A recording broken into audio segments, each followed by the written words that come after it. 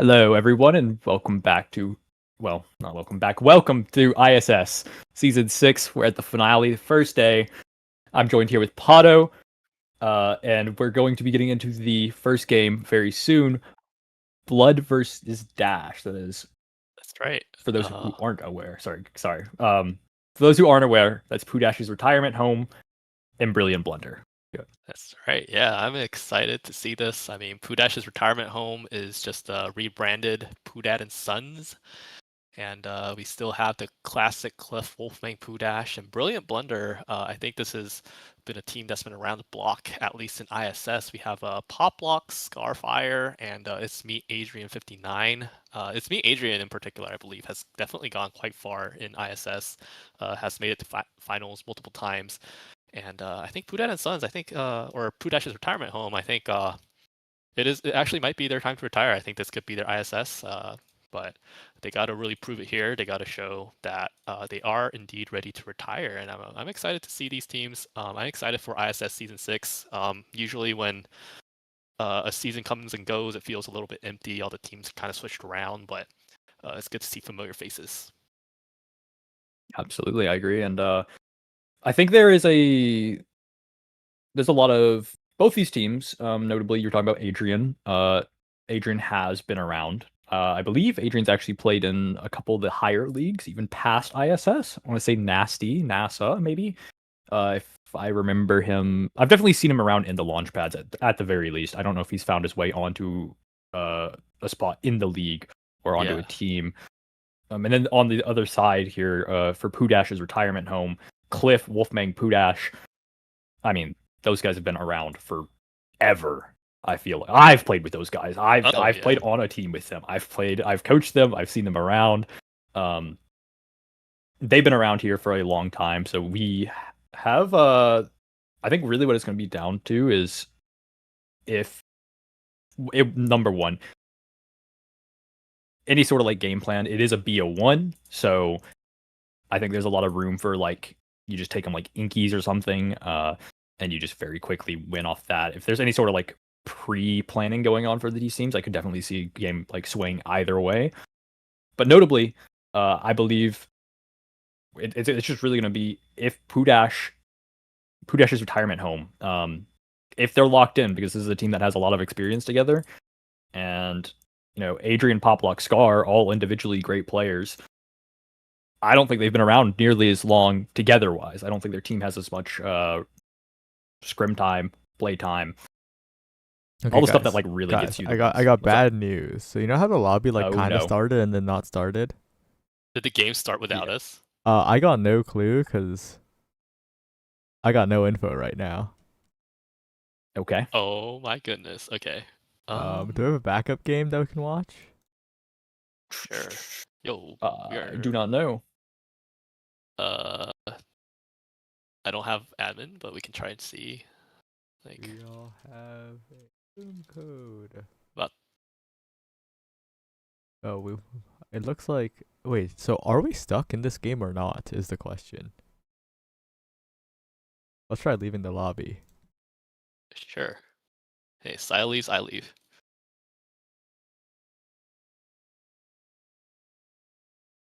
It would not be. It would not be a Omega Strikers stream if something didn't go wrong. Hey, we found a new game. Hey, I think Flop, I think you're gonna like this lobby. Oh wait, banger! Oh my god. Okay, you can keep yapping about people. Who's this Spartan guy? Change everything. Forget everything I said. We are not watching that last game. Okay, so had a little bit of a lobby mishap. We've swapped over to another lobby. Yeah. This time it's twinning with my twin on Team 2, and Team 1 is Chikara Core Flip release. Yeah, and these are actually teams personally I'm really excited about. Well, okay. One of these teams I'm really excited about. I'm sorry, Core Flip release. I just don't know y'all that well. I will give them the credit. They rolled us in scrims the other day. Okay? Last night, at like 10 a.m., they asked us to fill a scrim. and they rocked me. I'll be completely honest. I played like a dog. So I've Last seen night it at 10 a.m. last night at 10 p.m. Sorry, Okay. it's rough for me. I will give Flip that they are a very very competent team. Notably, Chunk Dinky is kind of a beast in the midfield. That guy gets up to some silly stuff occasionally, but he's overall pretty consistent. Has a lot of good picks, notably the Estelle and the Kai, both very high prio picks in the map pools and just in general. However, twinning with my twin, those guys are my goats. Okay? I love Spartan. Spartan's my favorite player of all time. Okay, keep going. Fair warning, I will be glazing him a little bit. But that guy's a beast in the net. And also a veteran. Nasty NASA, I believe. Imi Mimi is really the new person on that team. And she's found her way onto FlyQuest. Not FlyQuest. Flying Blobos. Flying Blobos, thank you. Yeah, it's a hard knock life, man. It's all good. And then also with Doxy, who is another NASA veteran, who's been a little inactive but still has the reps. This is probably the favored team. Twinning with my twin is probably the favored team to like get out of today and move on to day 2. But I can definitely see Core Flip Release finding something, especially in the BO1 where it's very volatile. But they really have to bring their A game. Yeah, I mean, I like twinning with my twin. I think Spartan's pretty cool. I think Emmy is very impressive.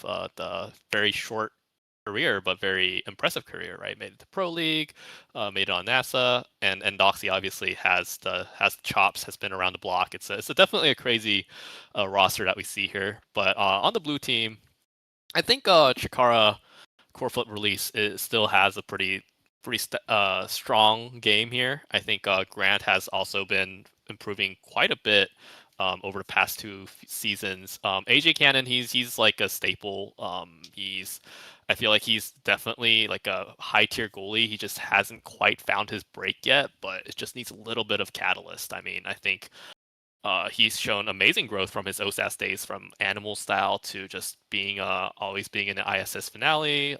So I mean, if they can make it, if they can beat Twinning with my twin, that's going to be them off to a great start here on Taiko Temple. Absolutely, and we're actually getting into our game now, a Taiko Temple game. Very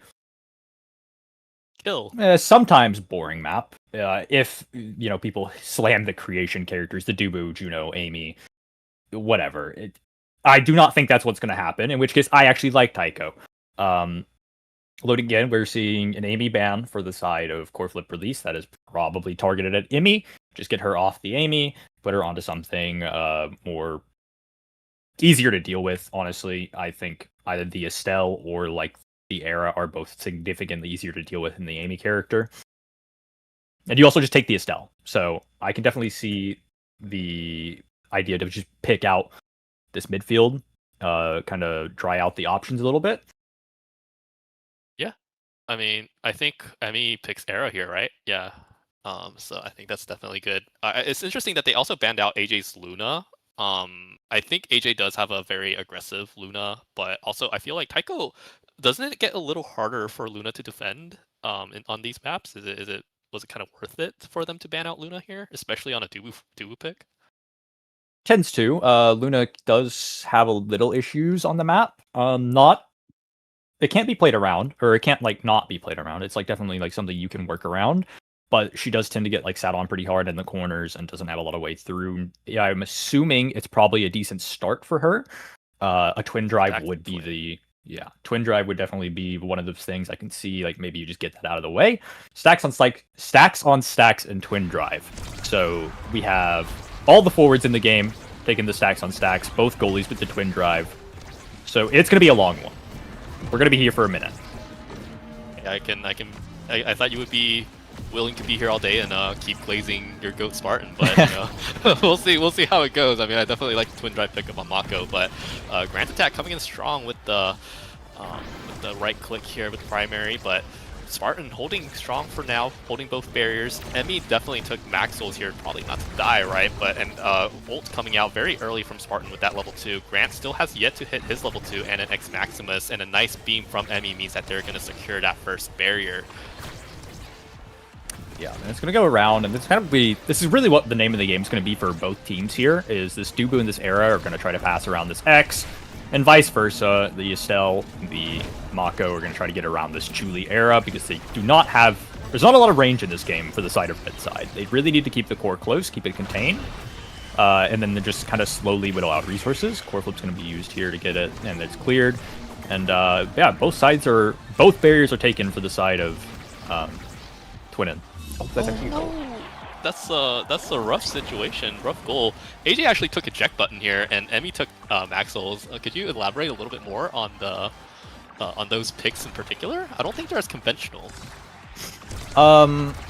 Max souls is fine. I think it is heavily personal preference based right now. I don't think one is Slicks or Mags is better than the other. That one's I'm not too shocked about. It helps you avoid the main danger of Brawler, Dash Punch, and stuff, but overall, I think it doesn't really matter. Eject is a little odd. Typically, you'll see Makos go like the Strike Shot, I believe. I don't actually know what Mako's going right now. Maybe it's a Mom Boots. I just know it's not Eject, but there is the cooldown refund with the Twin Drive.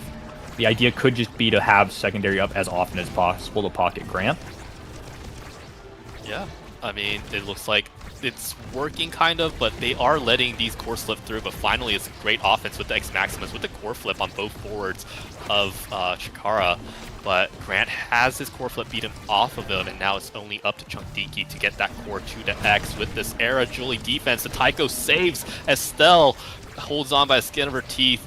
But now Emmy and Doxy are putting on a lot of pressure, forced to rotate back towards AJ. Nice primary, but still, once again, back to Chunk, who has to really work hard in the midfield. But they don't have max souls. Great Taiko bounce from Grant, but Spartan is on top of it, and they almost lose the barrier, but save thanks to a great Rose Ward from Chunkdiki, even using the Crystal Thorns. But Grant, the dash does not connect. The Bull Rush was not quite there. AJ losing the Strike War, but nice Mako Cage onto Doxy, and core back again to Grant. Bellringer not quite connecting with Spartan, who has a flip now. Chunkdiki, great flip, but has to run away because of Doxy. But X Maximus and Strike War win from Grant attack.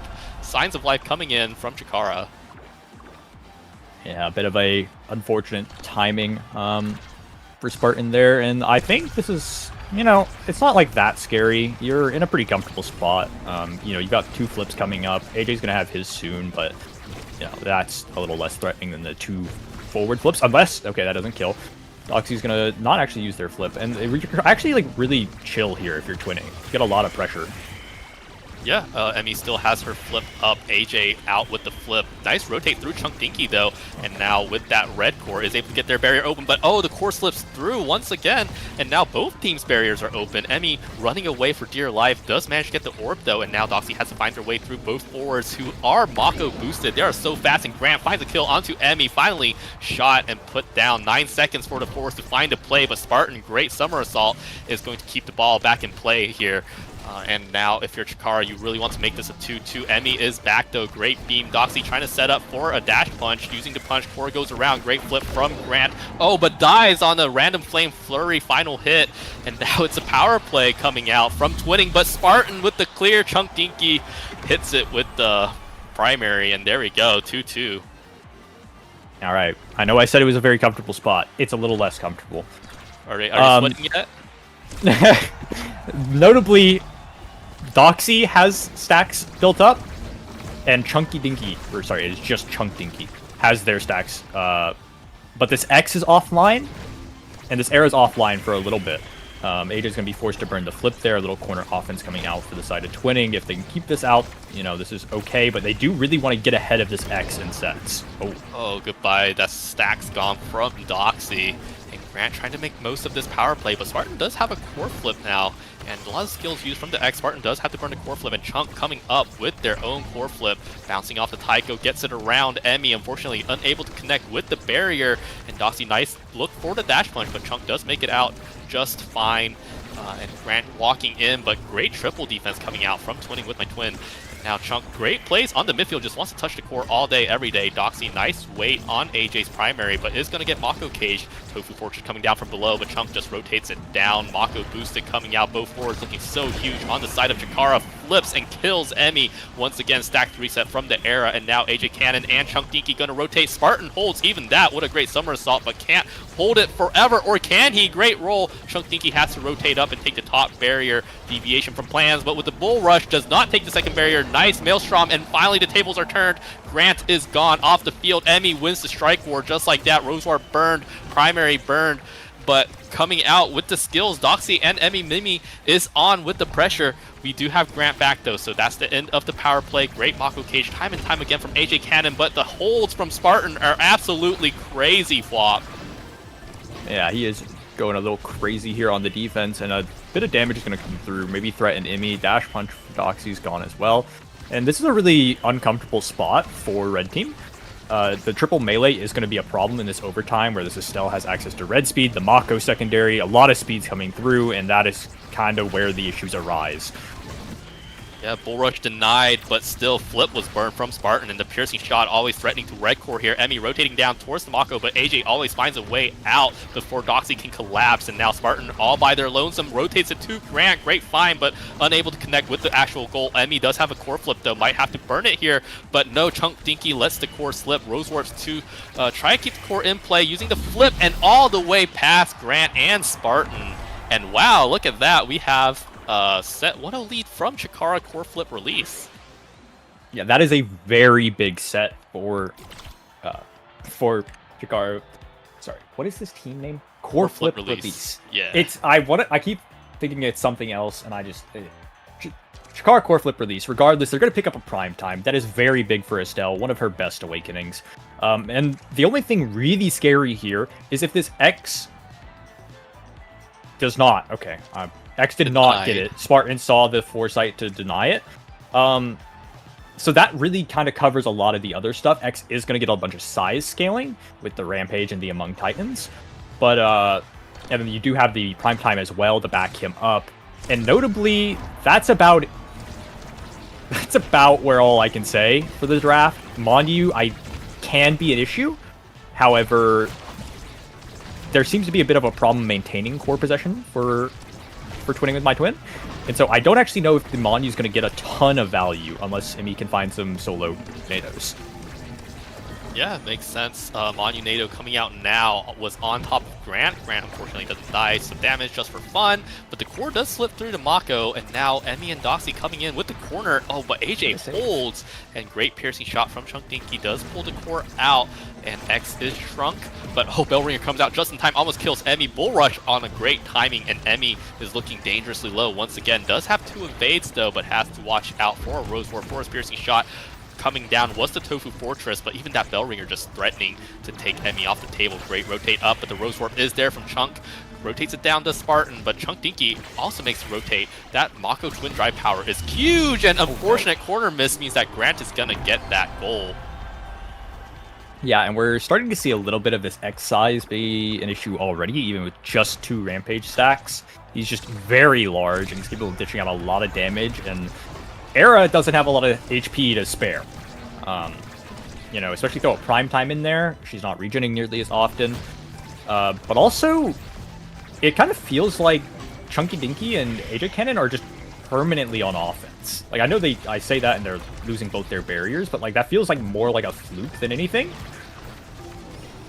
Yeah, I mean, once the barriers go down, even I think AJ actually gets more room to rotate around this Mako and Era, and they feel more comfortable with both their barriers down. I know it's weird to say, but I mean, Doxy coming in now. Oh, okay, another miss, unfortunately, coming out, and they do tie it up, Twinning, and I mean, they have a lot of potential here.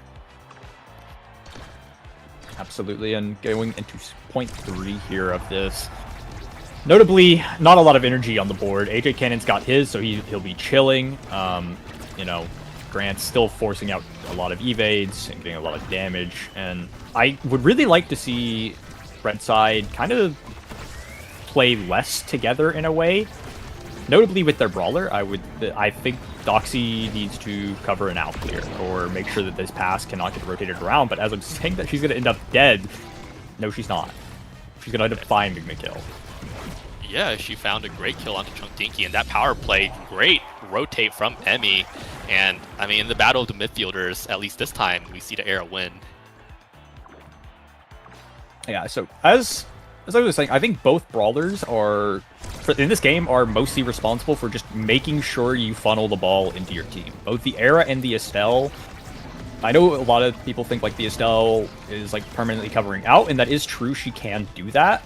However, a lot of the time she kind of has to like use a lot to get it, and like X is so comfortable just sitting on out clear and just like letting their midfielder like throw beam down a lane, you know, blink. Oh, that Nado's actually gonna kill the goalie. Somebody save him. It's too late. There was no Atlas on the field, and now Doxy wins a strike war and looking to get the goal as well. I mean, Doxy just do everything. Holy moly. But that Nado from Emmy Mimi, I mean, you talked about if Era gets these solo Nados, that's exactly what's happening right now. Wait, that was set? Wait, that was so fast. That was set, yeah. Twinning is back. Okay, well, heavy impact is probably a really high prio here for Emmy, if I had to guess. You're just going to want the CDs. Yeah, and it's going to be picked up. Estelle, honestly, doesn't get too much. A little bit of damage here and there. Dubu can size stack. That would be really, really impactful. Might be saving it for the Julie, and that seems to be what it is. Actually going to end up taking the HP. That's all fine. X isn't really getting anything out of this draft, but his backline is actually getting something decent with Glass Cannon 1-2. Both of those are going to be really impactful just throughout the point, notably 1-2 going into overtime, which is something that has already happened a couple points. That gives Chunky a lot of options as a midfielder. And for Twin Winger Twin, you really just get a heavy impact and some brawler size. Yeah, I mean, Era does love heavy impact, but it does look like the pressure is on for Chikara core flip release again. As Nado coming down, Doxy coming in with the Flame Flurry, with the punch, is cleared out by Chunk and AJ Cannon though, and a great piercing shot right onto Spartan, knowing that Grant is there to take the barrier if they can stun the Dubu, and coming in with the flip is Grant's attack. Crystal Thorns flip used, but held with the hot dog with the long piercing shot coming out, but the Nado is going to come out and kill Grant instead. I mean, Emmy's Nado control, this Maelstrom control has been on point, and now Chunky using the primary already in the Mako cage, almost doing some horrible stuff to Doxy, but it works out. Grant is back though, and the power play is over, and now Doxy is the one to get beaten and bruised. But nice flip from Emmy, does get cleared with Chunky and AJ Cannon. They're playing so well, so close with each other, but synergizing their strikes together. Great rotate out with the Crystal Thorns, gets it past Spartan. Right, that's actually kind of crazy that red speeds. I guess that is actually 1-2 in overtime. I didn't think that combo red speeds, but I guess it does. And so I really don't know. It feels like it's a very back and forth game, but I am very scared for this Mako X. I don't know. I'm scared about the Mako X scaling late game. They're already getting quite a bit going for them early, but they still have an extra 2 sets minimum. You know, that's still a lot of time for X to get a little out of hand. Mako is just going to be kitten comping. And Julie, Era don't really scale that incredibly hard together. I mean, they scale, but... Yeah, I mean, it's X is definitely the character known for scaling, right? So it's gonna look a little scary, especially with the missed Summer Assault, and Doxy just getting off the field with full burst as well, and now that's a double KO and a goal. I mean, Twinning is on the back foot here for sure, as we see Doxy's stacks reset as well. Wait, Grant's locked in! That guy's a beast! He evaded the Dubu roll! Oh my god, wait, actually really well played. And that's actually gonna be, you know, possibly set point if Chikara core flip can put one more in the net. And with a core flip on their goalie, they're pretty comfortable, I'd say, to get that done. Oh, yeah, core flip used, but does take the barrier, so not all for naught. Emmy there trying to fight the Crystal Thorns, does lose. Nice rotation out from Grant does miss that primary though, and Spartan does use the Toku Fortress, but Emmy is there, is orbed up, healed up, ready to go. Doxy puts it in the corner, nice dash, but unfortunately that's where the combo ends. Core rotated up back towards the X. Nice Summer Assault, does win the log, but the X Maximus is going to beat Emmy Mimi and the Core down. Spartan does win against even that, but now Grant has a core flip. That NATO is going down south, but Grant is up north, and he's going to flip it. Nice log though, but Emmy is about to get shot. And nice core flip from Spartan does mean that they buy another breath. Great Summer Assault as well. This goalie's playing out of their minds, but Emmy does lose the strike war, and there we go. Grant attack is the highlight of this set here. Yeah, beautiful set from the X, and he's going to be rewarded very handsomely if I had to guess. I'm sensing a bulk up, Ooh, there it is. I mean, yeah. Wow, wait, this draft's actually so loaded. This X is going to end up picking up bulk up. It's like his best awakening, maybe even the best awakening in the game. Era is left with some options, but it feels like you lose no matter what you take. This Estelle's got Hot Shot. Oh dear God. Oh boy. Hot Shot Primetime 1-2. Red core They're printing thingies. CDs and red core. And Mako's very happy with just more speed. The only way I really see this set becoming like... I feel like this set like heavily favors flip, Chikara core flip, but I don't know if Doxy can get some prize fighters going, or if Imi can become a quick strike demon. I guess there's that possibility, but like it seems like a nightmare. Yeah, great play from Chunk Dinky, gained that lower barrier. Spartan does clear it out though. Emmy is rotating up. If Doxy can get a stack, like you said, it's gonna be really good here from twinning. Great pass to Emmy. AJ does find a way out. Spartan is waiting, but Chunk making sure Crystal Thorns and Piercing Shot, both making sure that the forwards of twinning can't react. And a great bull rush into X Maximus from Grant will take Emmy off the field. Power play with the Mako boost. This is absolutely scary, but Doxy does manage to get the core out. Chunk has a flip. Nice Mako cage. Core just there forever. AJ Cannon with the flip. Emmy is back though, so power play is ended, but it's going to look real scary for Twinning's offense here. Flame Flurry coming out, stunning Chunk, letting Emmy get through, and a great catch from Doxy. And great kill as well. Prize fighter stacked up, but Grant gets the goal. Yeah, a little unfortunate Crystal Thorns from the grave is gonna get Grant the pass he needs, and you know that kind of sucks if you're a Twinning with My Twin fan, but they did get a prize fighter stack, and you know I think we've all lost to the one prize fighter moment. You know that Julie gets it one belt, and yeah, all of a sudden they're dash punching you from like global. Sometimes. Yeah, and they gotta watch out. They gotta respect Doxy here. In the cage, though, without evade, it's gonna look a little dangerous. Rosemark coming out. Tornado gonna take Grant off. Emmy just finds these out of seemingly nowhere.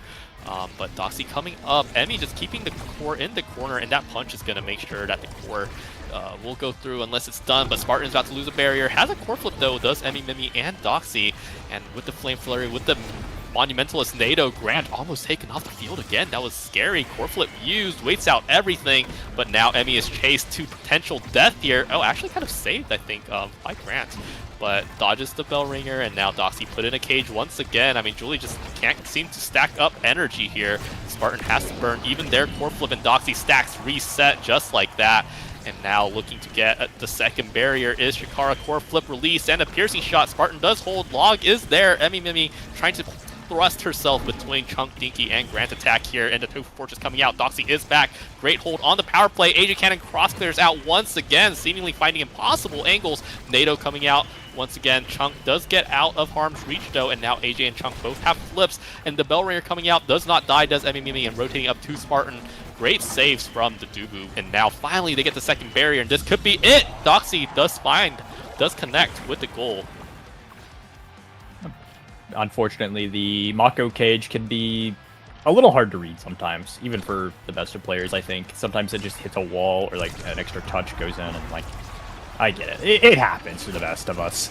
But like, you're still super comfortable. Both backliners here, Mako and Estelle, all with their flips. Emmy does have hers if she can find something, but it's gonna be hard to find something when you've got two people with flips in the Emmy net.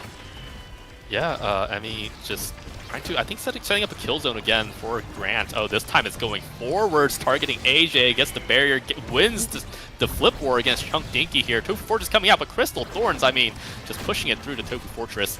Terrain not strong enough quite yet. Rose Warp from Chunk, but Spartan is there this time. Nice somersault.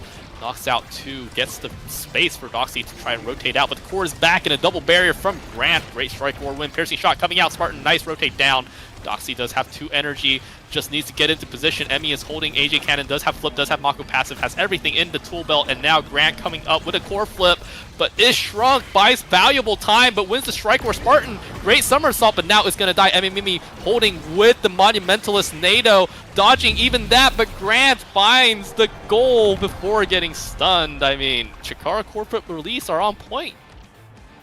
Yes, they're on point to win this game, and pretty decisively, I feel. It really does feel like Grant is playing really well, just in terms of like making sure that he's always got ball possession. Also, Chung Dinky's, every time it gets to his side of the field, it feels like he's rotating the ball when he needs to be, or he's finding a way to force it through with the hot shot prime time. Overall, just the entire team playing really well. And I don't really know what needs to happen in order to kind of have a little bit of fight back. Yeah, I mean, it feels like Emmy and Doxy can't find the energy needed to evade, to continue to stay in the fight. I mean, this Flame Flurry is a start, getting Grant attack down this time, but Doxy almost just, even with that like casual bulk up Bell Ringer just almost taken off. Emmy, nice fight on the midfield though, but Doxy has to burn flip here to respect the X Maximus, and now Spartan wins against the Rose Warp too, trying to get the core. Oh, that was a backwards NATO from Emmy, getting creative here. But that was an interesting situation here going in. Era playing the forward, and Tofu Fortress coming out. Spartan not dead off the field quite yet, but Grant forcing out the log as well. Triple defense working out well from Twinning, but they do need to get the core out. A vertical NATO this time is going to be dodged by Grant. And now Barrel Ringer coming out. Oh, so big, but oh, this core just slips through. Takes a barrier. I mean, Taiko Temple, everybody. Mako Cage coming out, trapping 2 people into prison. AJ Cannon answering with the flip of their own, but the momentum is thwarted just a little. And now, oh, great primary means that Grant gets a second chance with the X Maximus, with the core flip. And this time they have a NATO, but is going to get through. Oh, does lose a second barrier, and this could be their chance. But the primary from Estelle, AJ is going to rotate it up to Grant, and now Spartan has to play with the net. A 2v1 Tofu Fortress makes it happen, and now triple defense once again from Twinning. They're in this position so many times this game, and the piercing shot is going to end it all. And Chunk Dinky putting the cherry on top for Chikara core flip release. Yeah, that was huge. I mean, honestly, really well played by Chikara core flip. I would say that's an upset. I don't think that's unfair to say. I think they played really, really well. Holy redirects. I did not think Chunky was going to have 320. Like, he was playing well. Chunk Dinky plays greedy. But, I see that. But like 80 over the next person. Wait, that's that's huge. I mean, I 60 something. I don't know. But regardless, it felt like he he had control over the entire map. It felt like whenever he couldn't get it through, either because he didn't have abilities or he didn't have, or he was just like too swarmed, it was going to AJ Cannon, and he was always on the other side of the map for AJ Cannon to be like, the backline seemed like they permanently had possession, and Grant just gets to be a beast. Grant gets to stand up front and focus entirely on scoring, which is a huge relief for any brawler to be able to entirely focus on where to play the core, and like actually just like I want to say just focus on mechanics, but like there's a lot of value in being able to just be comfortable enough to say, I'm going to win my interaction when it gets to me. Yeah, and whenever you have a backline like Chunk Dinky and AJ Cannon that are like letting you play like that, you can really see the value you get. Yeah, I mean, especially with the Mako, right? Just AJ Cannon with the twin drive Mako, the secondary just seemed to be constantly up. I don't know if that's the eject button benefit, but I think it really worked with their team, how their team plays, with Chunk Dinky being on top of the core as much as possible. AJ just didn't need to let go of their secondary to defend, because Chunk's just going to be there. He's like, I'm going to stand in the goal arc. I don't care. You just keep mashing that secondary, and I'll get the core out. I'll get the cross clears, and I'll win in the midfield too. So Amazing plays, and yeah, I mean 7 kills from Grant Attack. But Twinning, I think Spartan played really impressive defense, but again, like you said, it's really hard to make stuff happen when the X just can stand on top of you, Mako powered up, and just beating the crap out of everyone else. So that was really good. Absolutely, and notably, it is, I don't know, what is this called? What is this bracket format called? Round robin? No, round robin. Yeah, I don't think yeah. is it round robin? Yeah, It is round robin. Regardless, it's not like BO1 bracket or anything like that. There is still time for these teams to, come back. They will be playing 5 games today, so they can still end up 4-1 or 3-2 and still probably be comfortable. But I would say if Flip plays the way they did this game, I could see a 5-0, a 4-1, because it looked really good. Like, Yeah, I mean, absolutely. I can't say anything more than it looked really solid, like textbook Omega Stars. Absolutely, yeah. Get the core to the brawler, put the core in the net. I mean, that was amazing stuff. I think we take a break though, right? And we're gonna come back with another game. Yeah, so we'll be coming right back, guys.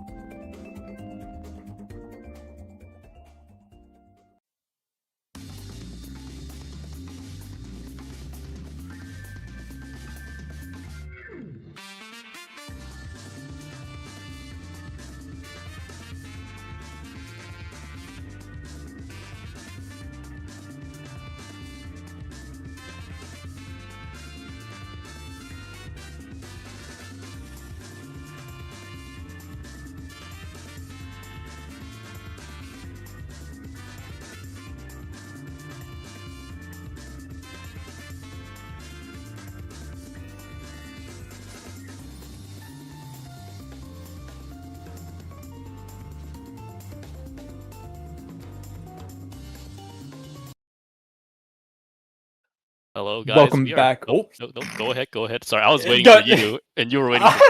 But I'll let you go.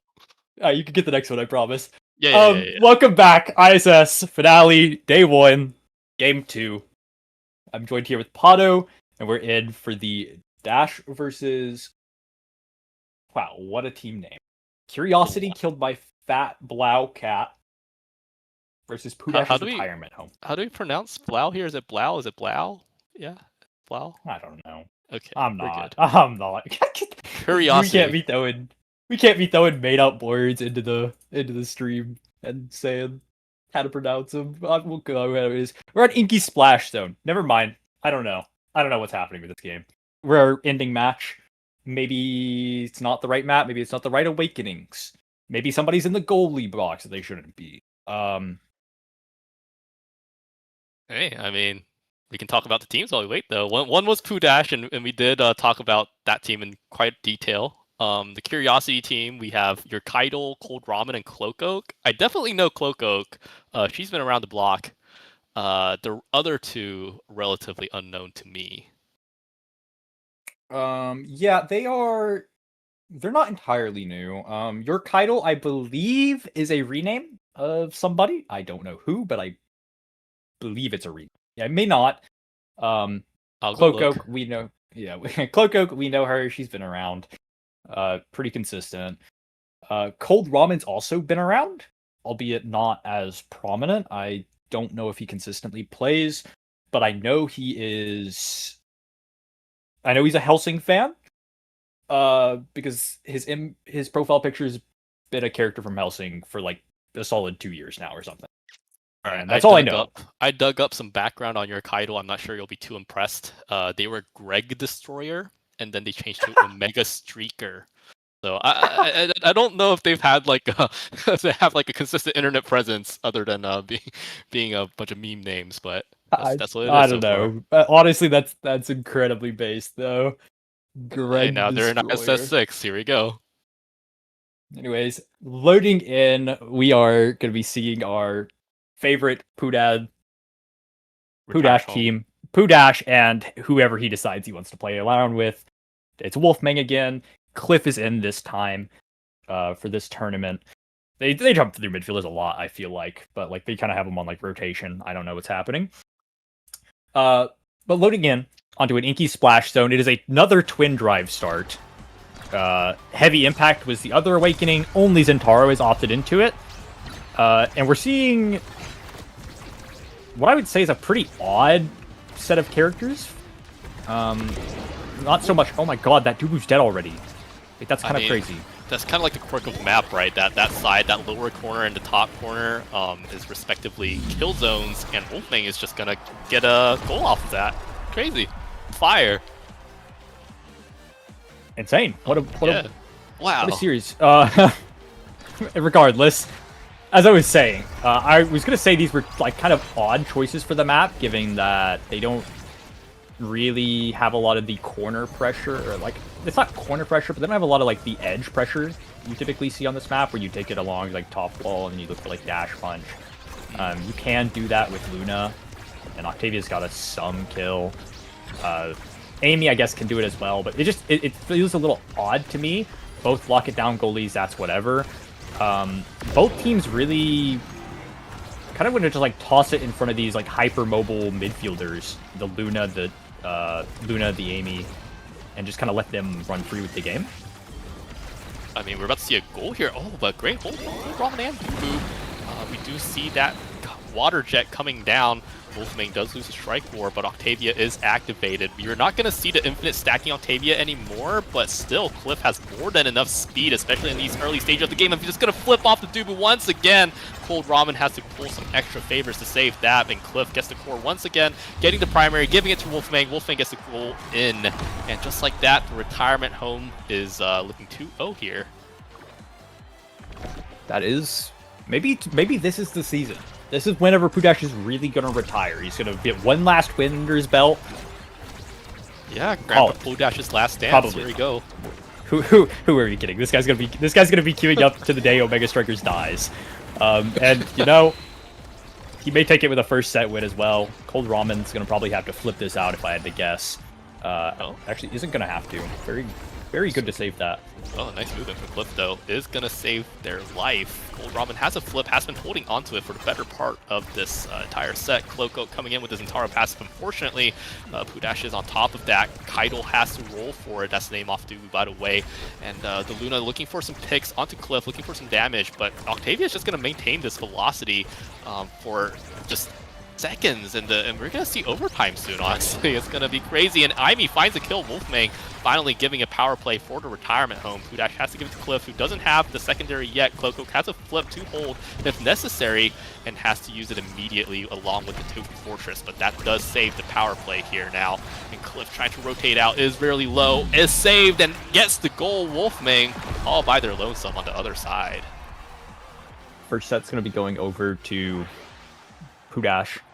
And what is their variant name? Pudash's retirement home. Yeah. And Amy's actually going to be picking up a peak performance, I guess. Maybe a built different if this is a brawler Amy, which is kind of what it's been playing like. I don't really know. Oh, probably going to save the peak performance for their Octavia. Yeah. Either guarantee her the CTL or that. Oh, I was wrong. I don't know what happened. I don't know why it happened. Something very the Octavia's opted for size. Luna's gonna pick up a missile prop, very good. If this Luna gets damage scaling, it can shut the Octavia down pretty hard. Octavia doesn't have too much HP to work with. Dubu some CTL actions, always nice for him. And I'm really just kind of curious what the game plan is here for, I want to say both teams. I don't really like either comp. I know I was talking about it earlier, but like, I feel like neither comp really excels in anything. Yeah, it's definitely interesting. I don't see, Cliff has a very big pool of characters. I don't see the Drakkar, I don't see the Rune, I don't see the, oh my goodness, I don't see the Juno, and oh my goodness, Cold Ramen just gonna dash in there and get the goal. And it's such a volatile map, Inky. This, we're really seeing a pendulum swing.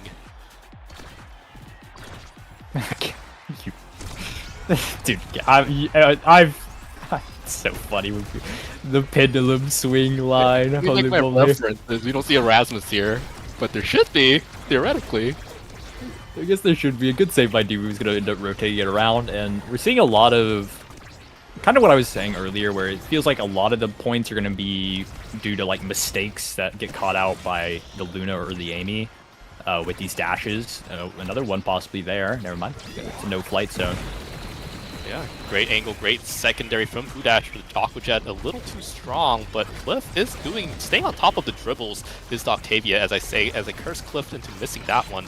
But double flip from the both floors of Pudash and the retirement home. Pudash giving it to Wolfmang. Cloco has his entire passive reads wrong though, and that's gonna be Aimi dash coming out. Tofu Fortress preemptively used, but that turret with the Octavia, a kill onto the Luna, hello, and a goal from Cliff. I mean, it's such a weird sequence of events, but I mean, at the end of the day, they're making it work, right? The Pudash's retirement home, they're making it work. They are, and it is, I want to say, if they've got anything going for them, it is this Atlas pick. I think is very, very good into Luna Zentaro. They really struggled to get through Atlas, I say. Like, yes, maybe Zentaro does some core stop stuff with primary, or if he gets some range with like a super surge or an explosive or something like that, then it gets a little scary, but Cloco does not have access to any of those right now. So she's not the greatest at dealing with this Atlas. And Luna, what is Luna gonna do? Yeah, I mean, they just got to find the stray dashes here and there. Great preemptive Tofu Fortress from under Kaido. Has to use a Summer Assault there, though, or risk losing the goal. Dubu almost gets caught off the same corner for the third time this set, but we see Cold Ramen finally piling on the pressure. Pudash looking low. Cloco has a core flip, just going to use it on top of Cliff. Oh my goodness, the core should not have been there. But finally, we are seeing a point lead here for the Curiosity Cats. That's the right name. ISS names are so hard. Like, and so are OSIS names, but I feel like I like sometimes they're just so hard to remember, and I don't know if it's because of like shorter seasons or whatever, but it's actually gonna be a breakaway. Oh wait, an unfortunate strike is Pudash is not gonna have it when it's needed. And the second step's actually going over to the Curious Cats. That's Pretty crazy. I mean, yo, Cold Ramen, you deserve it. What does Luna take here? Oh my god. Wait. Yeah, we have some stuff. There's a couple things. You could go spec training and just like nuke people if they ever don't evade it. That will be what's picked up. Octavia is 1-2 punch. This is not the normal Octavia build. This like, this is ZZZ instead of Cliff? They switch bodies or something? I guess so, because this is a brawler Octavia. And okay, really looking at the draft, a couple things. A lot of damage for the side of Curiosity Cats. Bulk up spec training, that is a very scary combo. If a spec training ult ends up landing, the Zentaro can probably outright kill you. Just kidding, the Luna will actually be the one who is perishing this round. And the Among Titans is okay. It's gonna do a little bit of work, but I don't. Oh, save Tofu! Save Tofu Fortress! Goodness, so scary. Cloak dashes, EI rushes away from this horror, and Wolfmane just all doing everything. Unfortunately, does miss up the glitch pop there though, so we do find a break here for Cold Ramen and Cloak Oak, who is Luna driving away, but Pudash is gonna dash away, and now Clip activated, but set up for the missile. Oh my goodness, Kaido just dying for the third time off of that lower corner once again, but Wolfmane's looking low now, and that's the difference. Gonna look really scary, and Cold Ramen, oh, almost a glitch pop stun. Cloak Oak casts a core flip, Cliff gets there in time, Pudash secondary there, but now, oh, Cliff finds the out, and Wolfmane wins against that. Almost glitch pops the Kaido out too, and Wolfmane still surviving. Cliff trying to keep the core there to maintain possession so that Wolfmane can maybe find some kind of orb. Oh, but caught off from Cloak Oak, and now Cold Ramen probably reset with a dash, diving in. Does miss the angle slightly, which means the core is reset to neutral, but a power play here still, and a great secondary from Pudash finds the out using Cliff's base drop here. And a great Oni's blade. Unfortunately, the core's going to go right back through. But Pudash misses the core flip, and that's going to be a point from Curiosity Cats. Wait, what a crazy core stop from Cloak Oak. Like right outside core flip range. That's like just really on the hard. edge. Yeah, it's really hard to react to. Very good to actually secure them this first point, and I'd say that's really good because you don't want to stay in overtime against this Amy. Notably this Amy. Overtime Amy with a prize fighter, because this is like an Amy brawler, so she doesn't really have to use her abilities for anything other than scoring. Well, Amy brawler in terms of like what role she's playing, but the team player is really the main concern. Is that with the core speed, Amy can get you in a lot of like roast situations where you don't have an option. Yeah, Cliff looking low. Pudash comes up immediately, has to use Celestial Intervention, and Cliff finding a great core flip on top, and just with Wolfmane and Cliff, the dynamic duo get it past Kaido. Yeah, and I don't know. It's so everybody's game. Both comps are so volatile. Damage could turn either of these rounds. Just it's a hard game to color for sure. Yeah. I mean, core flip. Oh my god! Wait, he's alive? Oh yeah, Pudash is alive. Wait, that's huge. Yeah, and they saved the barrier too.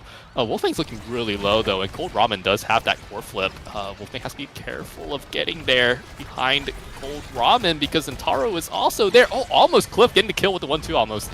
Celestial Intervention does save the life of Wolfmane, all healed up now, and almost kills Dubu. I mean, this game is actually very scary for both sides as they're threatening to go off the Inkies at any moment. Aqua Jet used, but squandered almost, and now Luna with the dash, with the missile, with the core flip, they're gonna find it, held on, and finally used to good effect. Yeah, and that is a little bit of the power. Again, the midfielder volatility of Amy, Luna, both those characters can just find stuff that other characters cannot. And this is a little scary, but they're actually completely fine. Dubu's got his flip if need be. Oh, strike shot from Pudash. Holy moly. That was good. I mean, it's working. The Aqua Jet's coming out. Great preemptive. Once again, oh, Tofu Fortress. Save Tofu Fortress! Wolfmane gets the goal. It's all tied up. We're going to 0.5 on this set. That went right through Tofu Wall. Oh my god. Okay. Your Kaido does have the core flip available. It is the only core flip on the board for the next, like 30 seconds. So that is their one good thing they've got going for them. If they can use it to get this barrier, they're sitting very comfortably, but Cold Ramen's actually just going to kill the Atlas. Yeah, it's looking really scary. Wolfmane has to win everything. Cliff has to win everything, but Cliff's getting beaten off the field. And there we go. Another lead taken from Curiosity Cats.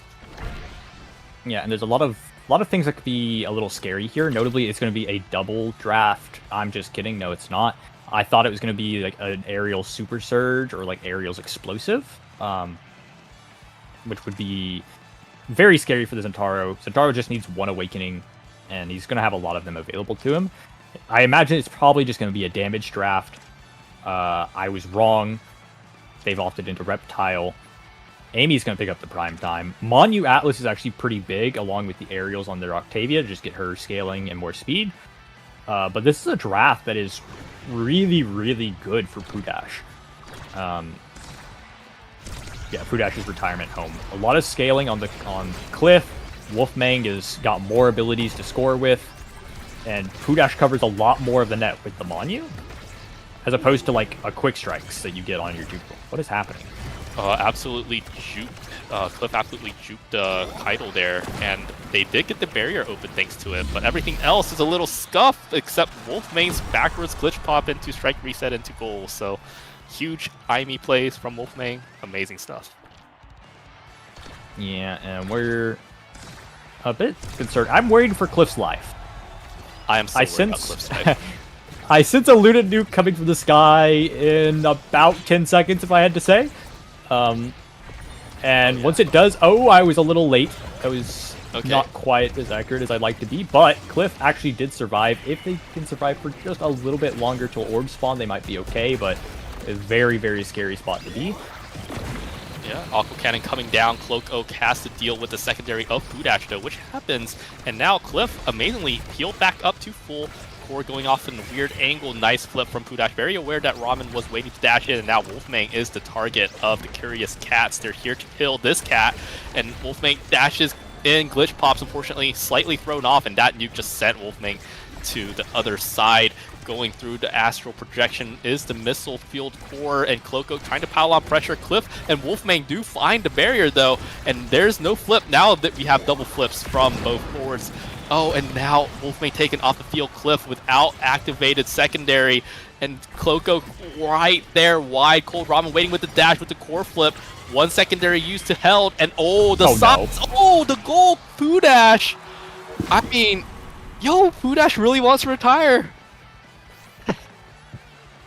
That's so sad. Monu makes it jut out just enough to catch that, and that is a distressful moment to lose flip. To lose flip and it's one thing to lose it and not get barrier and you just lose ball, but to lose it and get scored on because it hits the Atlas secondary, that feels really bad. That's got to be top 5 worst feeling things in the game. Yeah, for sure. It's definitely in the top 5 of Mega Striker's tragedies, and this turret coming down might be one too. Flip used slightly too late. That's definitely a goalie tragedy as well. Aqua Cannon coming out this time on the side of Pudash. The Tofu Fortress not quite there. Cliff adjusted the angle with a strike. Cliff has a flip now, held onto that energy for days. They have a chance to use it. Waits out the primary of both Zentaro and Dubu, and they're going to use it now. Flips it through Dubu and Cold Ramen. Pudash and retirement home is so back. We're at Inky's, babe. We're on Inky's Splash Zone, the map where you think one team is gonna win, and it doesn't matter because all of a sudden it's 3-0 in the other way. And this is a really scary draft. Atlas can just take a hot shot if you would like. Also take an extra special to counteract some of this damage. Neither is gonna be taken because I don't know how to play the game. And the Centauro is gonna get the Dash Awakenings that have been lying in dormant the entire game. And, oh god, somebody save Pudash's retirement home. The Luna's picked up Happy Star. Wow. I mean, this is a scary Luna, but we'll have to see how the game plays out because it's really never played out here in the ways that we've expected. Two turret just disappearing at the perfect time. Cold Ramen just punched out the way from the Monumentalist Atlas. Oh, the strike shot did not connect. That was really scary, but Wolfmane was on top of it. EI rush through the middle. The core slightly too fast, though. And now Wolfmane looking really low, battered and bruised. Celestial Intervention is going to save it, and Cliff is there to potentially save the day, but the timer's running out for Octavia. Still gets the barrier. Kaido not quite there in time. They're pushing it through. Cloak Oak, Wolfmane with the dash, with the angle, with the glitch pop, was saved by the Summer Assault. Aqua Cannon coming out, disappears once again. Just retired at the nick of time, and the strike shot not quite there, not quite enough, and now it's a power play with open nets, and the Aqua Cannon coming out. This is a dangerous spot for Pudash, but he does have a flip coming up. Is going to hold secondary, but dies with the Zentaro. A cross death, a bad EI rush from Zentaro running into the secondary, as well as Pudash getting hit by the EI rush and dying. Cliff is just going to hold the core until Pudash can make it perhaps, and Wolfmane, oh, right into the loving hands of the Aimi. This is such a game. This is such an Inky's game. Oh my god. Zentaro and Atlas having a little anime. I don't know what you'd call that. I don't know. I want to say like till death do us part, a little lovers quarrel, I guess. I don't know. Okay, but okay. Yeah. Anyways, regardless, barrier down for the side of Pudash's dynasty or Pudash's retirement home. That does give the red side the access to this water cannon, which will be coming down very soon, and the Atlas will be taking a little swim. Oh, what a save! Yeah, but somehow the barrier goes down, and oh, Cliff not quite there with the core flip, and now it's all tied up. That was I mean, these are some fast points we're seeing here, Bob. They just go back and forth. It's so hard to like try to get a read on what's gonna happen. Cliff does have his flip. He can make a play here. Wolfmane printing energy there to have his flip up in this corner, but without abilities, I don't really know what you're gonna do. This Amy doesn't really do too well in the corner just without. Oh, forced to use the evade just to survive. Cliff also uses his. Yeah, Wolfmane. Oh, Wolfmane's gonna live. Oh, Wolfmane's gonna die. This is so confusing. Celestial Intervention's gone, so if Wolfmane really dies, he just dies. Cold Ramen doesn't use the flip in time. Wolfmane is there with the open net. Oh my goodness, the game just turned on its head in the past like 2 seconds. Oh my god, it's so back and forth. The Dubu is your Kaido, for those that are not aware, because of the name off, I believe. I'm sure there's a punishment or something in that. Somebody's losing a ban or something, I don't know. But Dubu and Cloak Oak are going to have their flips ready to go with no energy for the side of Pudash. Pudash's retirement home. You are in a pretty scary spot. Oh, yeah. Oh my god. Wolfmane lives, gets a turret down, still living, gets a evade, honestly. This is absolutely crazy plays coming out from Wolfmane. Immediately has to use evade. Celestial Intervention heals him back up to full, though. Still getting just hit on by Cloak Oak.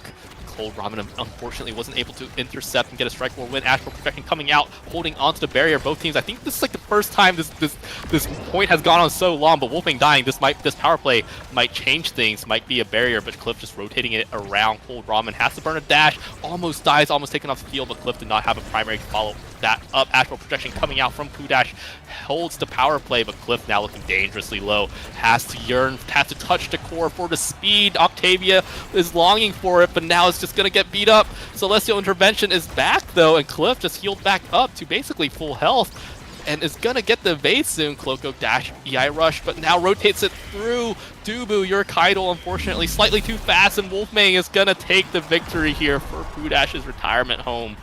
One step closer to making it to day 2. Absolutely, and see, what does that make the standings? That is okay. That this is our second game of the night, so I'm not too sure about the standings yet. Pudash's retirement home should be 2-0. Okay. Curiosity killed my fat blue cat. I know it's not blue. I don't care. That makes them 1-1. So both are very comfortable in their spots. You know, that is still definitely, you're not out of the run yet. Both teams can still qualify for day 2. And what are what's the rest of the bracket? I think we're waiting for a core flip release and Brilliant Blunder's game. I think once that happens, we might see like a 3-way 1-1 that's gonna plunge the game into mystery and chaos, or we might see core flip release come up 2-0 to join Pudash's retirement home. Yeah. So that sounds yeah, right. but hey, I mean, Yo, can we talk about this game though? I'm not sure about this. Like the stats are weird and wonky. Wolfmang has 5 kills and 9 goals. Like that was a weird game. I'm not sure what I saw, but that's all Inky's games. My stat page did not load, so I don't have them. Or maybe I clicked X. I don't know, but I will take your word for it. Oh wait, I can just pull it up on the screen. Hang on. Yeah, pull up the. Yeah, I mean, holy 9+1. That's right. Yeah, it was such a weird game. It felt like it went just everywhere. Overall, well played by Dash. They did feel like they had, for the most part, the team play that we kind of like know this team for, being around so long, being together for so long. That's kind of what you would expect. Yeah, I mean, on wonky maps like Inky's, that's all that matters. I mean, the highlight for me was like Wolfmang finding the kill on Dubu on that Inky's corner where you can die, and people just never think about it until they actually die to it. And it happened like 2 or 3 times. It was absolutely crazy. But yeah, the dreaded Inky's corner of doom and despair. We hate it. Yeah. But, I believe we should probably go to our break. Yeah, I think that sounds come back for next game, because I don't know how long we'll be waiting here for. For sure. I don't.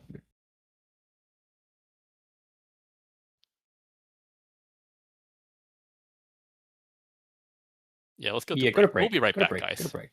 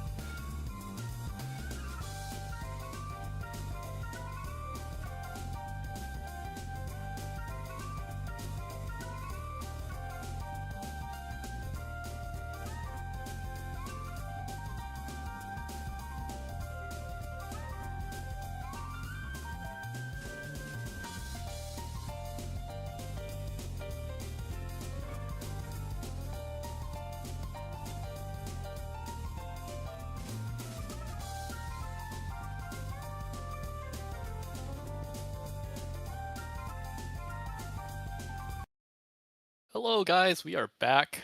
Round 3 of ISS Finale, Day 1, and this is Pado here with Flop. And we are going to revisit two of our favorite teams, Chikara Core Flip Release with AJ, Chunk Dinky, and Grant Attack, currently on a 2-0 streak. And they're going to be facing the Curiosity Kittens. Curiosity killed my fat blue cat with your Kaido, Cloak Oak, and Cold Ramen. They did lose a fun Inkies game against Pudash's retirement home, so they're going to be looking to get a win here, or else their Day 2 dreams might be slipping. So we'll see how both of these teams work. But Flop, you have also seen both of these teams play. How do you feel about each of their chances? Yes, we saw Char Core Flip Release game 1. It was against Twinning with my twin. A game that I initially said I favored them to lose. However, they played honestly really well. They played just very consistent, very textbook OS, and managed to win that game in a pretty decisive manner, if I remember correctly. And then game 2, which we went and saw, was, like you said, the Pudash game versus Curiosity, and Curiosity barely managed to squeak out a win. Felt like maybe it could have gone either way. I believe it did end up going like set 5, maybe not 0.5, but it was on the way. And I'm really favored towards a Chikara Core Flip Release win here.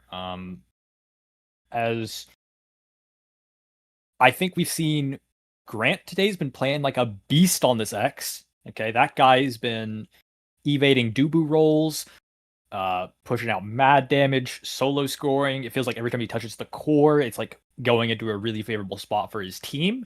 And then Chunky Dinky and AJ Cannon are just like pretty consistently holding it down, and providing a really solid backline for him to be able to do that. But whenever I watched Curiosity killed my fat Blau cat, it felt a lot more like I was watching 3 individual players as opposed to a roster of people who had been scrimming and like wanting to win the game. Not to say that the 3 individual players didn't play well, but I didn't feel much teamwork or team synergy from any of them really, in the same way that we've seen from Chikara Core Flip Release tonight. I see. Well, they're gonna be on Taiko Temple, which is a very different map from Inkies, like night and day. But they did lose a ban because they didn't have name on, and we're gonna see Grant on the X again and the Mako, but this time instead of the Estelle, we have a Mako Era X, so full purple here for core flip release. Oh no, we have to lock the Era with our Mako X. Oh god, that sure does suck. It's a unique comp that nobody has ever done before. Super, super new. And crazy stuff. Yeah, so Red Side here's got a Kazan. I'm gonna come out and say it. I hate Red Side comp. Kazan now sucks. Kazan now Rasmus. I mean, this is the Clarion Corp lore comp, right? This their team. Yeah, I guess, but no amount of money in the world would you be able to pay me to run this comp. And like, I have a feeling this is how this game's gonna go. Okay, this Kazan is gonna get his teeth kicked in. Sorry. Okay. It's okay. Grant has Stinger. You know, could be. Oh, big. Yeah, Cloak Oak is gonna have her head bashed into the wall as this X comes back and kills her. Mako's gonna primary her on cooldown. And this now is not gonna be able to really do much. The secondaries will keep Cloak Oak alive, but I doubt it will really change anything. Granted, Cloak Oak did foresee this and go the vicious fan brace, which may help and may be enough, but you are now missing slick kicks. So a little bit weaker scoring wise in return for just being able to survive. And Mako Era X are gonna scale. It's just gonna do it. Oh, I thought Grant really just walked with that ball all the way up. That would have been crazy. Yeah, I mean, Actually, both teams are equal on the barrier count, and Grant is yet to hit level 2, and they want to extend this time as much as possible, as we see Cloco getting the second barrier finally through to Mako as well, but Grant is powered up, has the X Maximus as well, is going to reset his strike with that, and now has a core flip once again. This angle so deadly here for the core flip release. Cloco is another player who has core flip. It's going to dribble once, it's going to get Mako cage, and it's going to core flip it, hopefully in, but not happening. No core flip was used on the side of Chikara. Core flip release. Mako has to use it now though, and core comes right back to Cloco, who stuns Mako with the now Dorito, but this time Chunkinky pushing in with the core flip, with the bell ringer, is going to get it in. That was really well played, dribbling off the NATO there so that you can keep possession, and then also the flip, like just like letting your brawler take that. That's really well played by Chunky Dinky. And if you're Cloco, sorry, not Cloco, I mean if you are Cloco, but more specifically if you are Curious Cats, Curious Blue Cats, or whatever this team name is called, you really need to win these initial points. Grant cannot be allowed to scale, Eric cannot be allowed to scale, Mako will just passively scale. And if they manage to get this set lead early, then you are going to be fighting an uphill battle as a team of Kazan now, who really, really is going to need the Awakenings in order to be even 20% as effective as Notorious Purple Comp on Taiko. Yeah, I mean, this is looking really scary already. I mean, Grand Attack already feels so enabled right now with the way these points have been playing out. Cloco almost at half health, especially with that Stinger. They're going to go below half health, actually. Orb's coming out now, but is denied. Loses the first barrier. Cloco is shrunk. Not a great feeling if you're a Kazan. The core going back to your Kaido, who has to get it out, and does. And Cloco finding a great dash in. Not the pop-up not even needed, and Cold Ramen, great Dorito, dodges the cage, and Mako secondary's in there, but Nile secondary's in there, but the Mako secondary answers back in kind, and now the core sets back to neutral, and your Kaido trying to get there. Chunkinky speeds up, but Cloco just pulls it right out. AJ almost loses the barrier, has to flip to save it, but the X Maximus coming out forces out the flip of Rasmus now. The core just putting on constant damage onto Chunkinky this time, but it's going to be really scary if they can get their hands onto Cloak. But Cloak's doing really well, has a flip as well, is going to get it right through AJ, and that's the point that the Curious Kittens really needed, but they're still at set point is the Chikara team. It's going to slowly transition this team name to something else that it's not. We started Blue Cats to Curious Kittens. It's similar. Chunky Dinky's gonna walk up here with this flip. Grant's gonna have his soon, especially after this orb. Bell Ringer, that should generate enough flip. Oh, that's a scary NATO, and if they're not careful, Kaido might just boost both. Something I'm just now noticing is this Rasmus is a little small, and that is not because everybody else is big or anything, or because he's shrunk. That is because he does not have pauldrons. This is a Momentum Boots Rasmus goalie. Yeah, you're right. Wow, super fast though, 500 speed. Especially with that Whiplash up, goes up all the way to 700, no. But that second barrier with Grand Attack core flip doesn't use it though, and that might be regretful if they lose the point. We'll see the Grand Attack here with the core flip opportunity. Whiplash is out.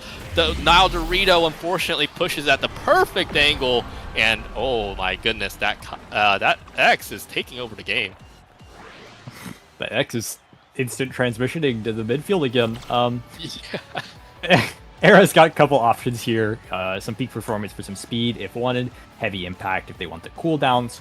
X is going to be a monster this draft, even if you take the bulk up from him. He's just going to take up the spec training or a heavy impact and really glide. He's going to get the bulk up. This is a nightmarish draft for Curious Cats. Notably, the only thing I can really say that you got going for you is Kazan damage with Twin Drive Spec Training might do you something. But the heavy impact pickup on now, it's nice. It's not game winning. Oh my god, Cold Ramen almost paid the price. And secondary's going to keep him alive. But on the other side of this, AJ Cannon's picked up Team Player. That's going to be a lot of core speed for this Era X to play off of. On top of Monu on the NATO, Manu on these NATOs, they're going to be massive, and they're so much more threatening like this. They do so much more damage. And your X has the best awakening in the game, bulk up. It's a nightmare draft. Yeah, I mean, it's Grand Attack is basically set up for endgame here, but he is taken off the field, and that's one way to keep the X humble and in check. Cloak Oak popping up, unfortunately, doesn't find the angle. AJ, though, loses to the now, and the Dorito is kept alive, but Chunk Dinky saves the day with the flip and gets it past Erasmus. And great point off of a shaky barrier take from Chikara. Chikara core flip release. Yeah. Only one thing to keep note of is a core, well, ironically enough, the core flip advantage in the side of Curious Cats here. For Chikara core flip might be picking them to release. We're actually not going to release it. That guy's dead. I'm sure there's something quirky I could come up to with say, but I'm not very good at it. So. Yeah, I mean, power play now coming back, one barrier taken. Mako Cage is unfruitful, but still more than enough for Grand Attack to take advantage and get the second barrier just as Cold Ramen comes up. Cloak Oak almost taking Chunk Dinky off the field, but does respect it, uses the evade, and now your Kaido Grand Attack is just pressuring in the face of the Rasmus. That's not where you want to be. Everyone's at top with the Monumentalist Arenado. And AJ Cannon holds on to the Mako passive as long as possible. Bellringer coming the wrong way. Secondary and Cloak Oak's primary working really well and just wins a 2v1. I mean, that's one way to score points if you're the Curious Cats, but it's got to be, they got to do this 2 more times. Certainly a way to score, but I don't think it's a reliable way because that is, I think that's like the 4th core flip we've seen in that corner, and I think it's the first one we've seen work, maybe the second. I haven't really been keeping super track of that, but a core flip here in this corner is going to be a lot more scary whenever you have an X beating you out of the way. And this is, you know, this is Chikara core flip coming up on set point as a Era X Mako. Their second set, for that matter. Yeah, they're going to get more chances to scale, and that's so scary with the NATO as well, just carrying the core, covering so much ground. Cloco taking the corner roll, unfortunately wasn't able to make it work. Grant is coming in with the bell ringer, resets the strike, and gets the second barrier. Cold Ramen and your Kaido working. Oh, the Taiko Temple not cooperating either. So hard to get the core out. Cloco not able to find a kill onto Grant. Does get the top barrier, and but Grant has to play a little bit of goalie X duty, but this Mako secondary is so hard for the Kazan to punch through. It's going to be near impossible. That Arenado almost taking names here. Your Kaido does get there with the speed, but now with Chunk Dinky and Grant Attack both activated, core flip is released. Grant Attack X Maximus, unfortunately not quite there in time, but still so much damage with the bulk up X. Cloco dribbling through, gets the second barrier around AJ Cannon. I mean, that was crazy. Cloco really trying to make the game work for Curious Cats here. Almost gets a kill on Chunk Dinky as well. Cold Ramen has a core flip, might need to use it or die, trying to funnel the core over to Cloco. But, oh, this is looking so scary. Just so much control here from the side of the blue team. Does push through with the now secondary, but not even that. Just the wonky bounces, just making it so hard for Cold Ramen to stay on the midfield. And the bell ringer coming down, monumental as NATO dribble through. Cold Ramen has a flip, trying to use the secondary, trying to save this core flip until they can get an offense, but it's just going to die with holding it. But now Cloco has a chance and wins the strike war. And they're Curious Cats are living by the skin of their teeth. Yeah, this is actually something a really scary point. Chikara core flip has no energy, so if Curious Cats can get a corner offense going and let this Kazan get one good open primary or open secondary, you know, an open primary, just get that damage out with this twin drive. This Rasmus can do a lot of the heavy kill confirm lifting, or you know, Kazan can. Both are very good at it. Or they could just play their flip advantage here and end this point out, taking the second set for them. Yeah, I mean, great confirm onto the X, who ran away all the way back and still died. Cold Ramen just going to Dorito through the core through, and your Kaido coming in. This 700 speed Rasmus with a core flip, trying to end it here before Grant comes back. But this is going to make sure that Chunk Dinky has to do a lot of heavy lifting, gets the core out with the core flip now, but Chunk Dinky has a core flip, has to use it for fear of death. Cloco is there with the Kazan hook, with the open form primary, with the pendulum swing. Hello, Curious Cats are back, and they tie up the set 1-1. Your Kaido has decided that he's had enough. He wants to do it. The CEO is taking the reins. That's right. Yeah, and Kazan is actually... Okay, I know it's not going to be inner focus, I've learned my lesson. However, I would really... Oh my god, it is! Kazan is getting a little scary. If this Kazan has Twin Drive, Spec Training, and then you stack up Inner Focus, that is a lot of... That's a very threatening Kazan in terms of just, like, he will just kill you outright. On top of that, you have this Glass Cannon Rasmus behind you to help dish out some damage. Now it's just going to passively chip people down. And you get Quick Strike on your Era, I guess, if you're Chikara Core Flip. And Missile Prop is also a little useful. Cloco does need to be super careful now. Just kidding. Everybody needs to be careful. Grant's on the hunt. He's on the prowl. He has Tempo Swing and the Missile Prop just, I mean, even without Missile Prop, that was death. But, I mean, absolutely crazy double kill. They do reduce the player count deficit to 1, but they still have to wait 3 more seconds for this Kazan to come back. But they do miraculously hold on to the lower barrier.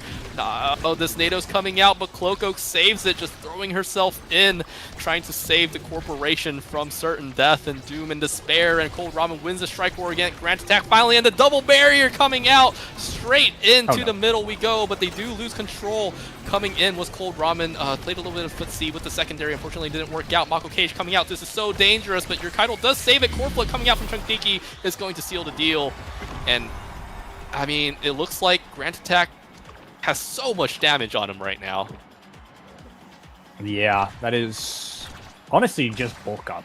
Well, no, it's bulk up and Stinger, but a lot of the damage is actually probably coming from this Era Beam, if I had to guess. Era buffs this Era buffs him, and he gets like 80 power, and he just does so much. Kazan is playing League of Legends right now against AJ Canada in the back, and this is a really scary corner to be in for your Kaido. Yeah, your Kaido, I think, missed a strike for Cold Ramen to hit it, and then Cold Ramen missed it, unfortunately, and now Grant Attack with the Core Flip. It's their favorite way to win. They just funnel it to Grant, and Grant just punches it through. And great pass to Cold Ramen, unfortunately, and it's going to get it through. But the Mako secondary is so hard to play around, and Cold Ramen almost taken off the field, has to burn the Core Flip. But Grant Attack is on the prowl, and that Mako is going to reach everywhere with that primary core slipping through. Cold Ramen has teleport back, no offensive pressure, and now Chunkinky with the Maelstrom coming in strong. Unfortunately, the Bull Rush not going to connect with the core, but still so much pressure in the corner from this Era X, and now your Kaido has to rotate it down to Cloco. Cast awaiting primary was AJ Cannon, does miss the net though, and Grant Attack, great Taiko dribbling, but Cloco was on top of that with the close form primary. Nice halfway Maelstrom, but your Kaido is just going to rotate it through. AJ Cannon has a Core Flip though, and the secondary is going to throw it to Kazan, who does have Flip though, so Cloco does have quite a bit of pressure if Cold Ramen can get there and help him. Unfortunately, the Air Beam and the oh no, is that a Taiko angle once again? Oh, we're seeing this so much today. Oh, that's the second one I've seen today, and yes, it is off. The second Taiko. You always expect it on the corner, on that corner one, but I feel like the second one is a little that's a little evil. That's unlucky. Megaverse, are you watching? Yeah, it's unlucky, but it's happened. It's something you gotta be aware about and be ready for, I guess. Regardless, that will be the second point over towards the core flip release. And if Caps here can get a little offense going with this core flip, it's gonna be shut down. But if they can find it here, even without winning this, I spoke too soon. Unfortunately, they didn't win this. Yeah, but yeah, winning this would have been good. But see what the Era is rewarded with, and it's going to be a prime time. Prime time. That's really bad. I feel like it's already pretty hard to get past this Era Mako backline, especially the Twin Drive, and like this X just beating you to death. Now the Era's got prime time. It's just going to be brutal. Kazan can keep going for damage here with Build Different or 1-2, but I honestly don't know if it matters because the X is picking up whichever one you don't. And is Rasmus getting built different? Oh my gosh, he is. This is like Princess Maker, but with your Kaido. It's like you take Peak, you take Glass, you take built different. Yeah. Honestly, this is a super intimidating draft. Aerials on the pickup on the Mako. This secondary now has to be interrupted, or Grant Attack and Chunkinky are going to run away with the haste bonus and size it's giving, as long as well with the prime time and the 1-2 on your X, he's now like really capable of killing people outright. His dash punches were already incredibly lethal, but throw a 1-2 on top of it, and what can do? Yeah. I mean, even just the core speed from punching after punching something else, and then your Cloco though, great open form primary is going to mean both bears are opening into the net. Goes AJ Cannon and follows AJ Cannon the core, and that's a great start here from the Curious Cats. They definitely needed that. Yeah, they both brawlers, or well, both brawlers. Cloco and your Kydal did get some size. Both of them really did need a little bit to really feel comfortable, notably with your Kydal opting out of the pauldrons. He's lacking a bit in that department. Grant's going to find himself a little power play, maybe able to take a double barrier off of it, but I don't know. Yeah, Cold Ramen actually has something to say about that. Takes a barrier of their own, but now is looking really low and tasty for this X. Speed boosted up onto the prow. Both forwards from blue team have core flip now. They're not afraid to use it, according to their name. Core flip release. Cloco trying to stun. Oh my god, that cage goes so far. Your Kydal tries to pull it through. Unfortunately, didn't happen. Answers back with a barrier and even kills Chunkdiki. Hello, your Kydal is doing great. Great series of plays from Cloco. Unfortunately, AJ was on top of that. Super solid plays. Grant has a core flip. He can use it defensively, but won't. And then there we go. Cloco just coaxes the core in. Maybe the size was actually all that was needed. Maybe the demo built different is enough to make the Rasmus and the Kazan. I mean, granted, both those characters do get... Cloco has a lot of cooldowns and a lot of size. Grant attacks killing both of them, so I don't think it'll end up mattering. Oh, Cloco could live. Cloco lives, that saves inner focus. Really good. Oh my god. Oh my god. Oh gosh. Somebody save her. Oh, it's living again! And Cloco's been on this journey, and they're making it work almost at home stretch. Gets the orb. There we go. Cloco out of danger range and is able to put on pressure. They might be able to take the second barrier. Kydal's looking really strong right now, actually. Really fast, just speeding around. Is going to hold that barrier with that speed and even gets a kill onto Grant Attack, who was looking just nigh impenetrable just a set earlier. Cold Ramen rotating it up top, but AJ Cannon's waiting. Your Kydal just waiting to give it to Cloco, waiting to give it to Cold Ramen. Gets the corner in. Chunkdinky is holding for dear life. That Mako cage goes so far with the missile prop. Catches your Kydal, but the action's happening right in front of AJ Cannon's face. The range doesn't matter quite as bit. The Maelstrom takes the core out of danger, and your Kydal finally drops the second barrier, and this is looking really scary now. All of a sudden for Curious Cats, and there we go, catching up 1-2 is the Chikara. Our core flip release. Good shot there from Grant Attack. Finding the little between. It's very hard to react to that because you have so much to cover. Chikara core flip release does have a flip coming up. Well, not anymore. And it immediately flips to the other side where all three members of Curious Cats, Curious Blue Cats, I'm never going to remember this team name. All three flips on their side will mean a very threatening offense for this last point of the set if they can take it. Yeah, Chunky almost taken off the field. The Taiko saves them. And Cold Ramen finally reaching the promised land, the promised core flip. But this does mean they only have one evade, so they got to make that count. They have the offense going on top of the Mako. Cloco giving their life potentially. Yeah, for the core flip. Unfortunately, the barrier did not fall. And now Cold Ramen is just getting chunked down here. Mako looking so scary, double core flip used, and just like that, the energy economy is flipped on its head. Curious Cats have no energy, while the double forward have flips, and Chunkdinky is holding on to the flip, and there's so much more agency in the midfield when there's no X beating on top of you. They're just gonna get it down with the 1-2 punch, and all tied up. We're at match point here for Chikara core flip release. Match point, and Chunkdinky has his flip. He can make something big happen. It could be a double, it could be a solo. We don't know. It could be a kill even, but there is a lot of explosive potential here from this, especially with the NATO. Cloco's going to try to find some damage to find an opening, but I don't think one will be found. Oh, huge primary interrupt from AJ Cannon. Oh my god. And that gives them just enough time to kill their princess, your Kydal, and the primary, but Cloco just wins with their own close for primary. I mean, Cloco's been the star of the Curious Cats this game, I believe. Just making sure to stun the Mako, buying time for your Kydal to come back. AJ Cannon, bad Mako cage, bad. Chikara, they had to use the core flip. Cloco's there, keeping the core in play, waiting, giving it up to Cold Ramen and dashing in with the top spin. Cloco keeping the cats alive, keeping them in game. What a confirm. And, I mean, oh my. Crazy.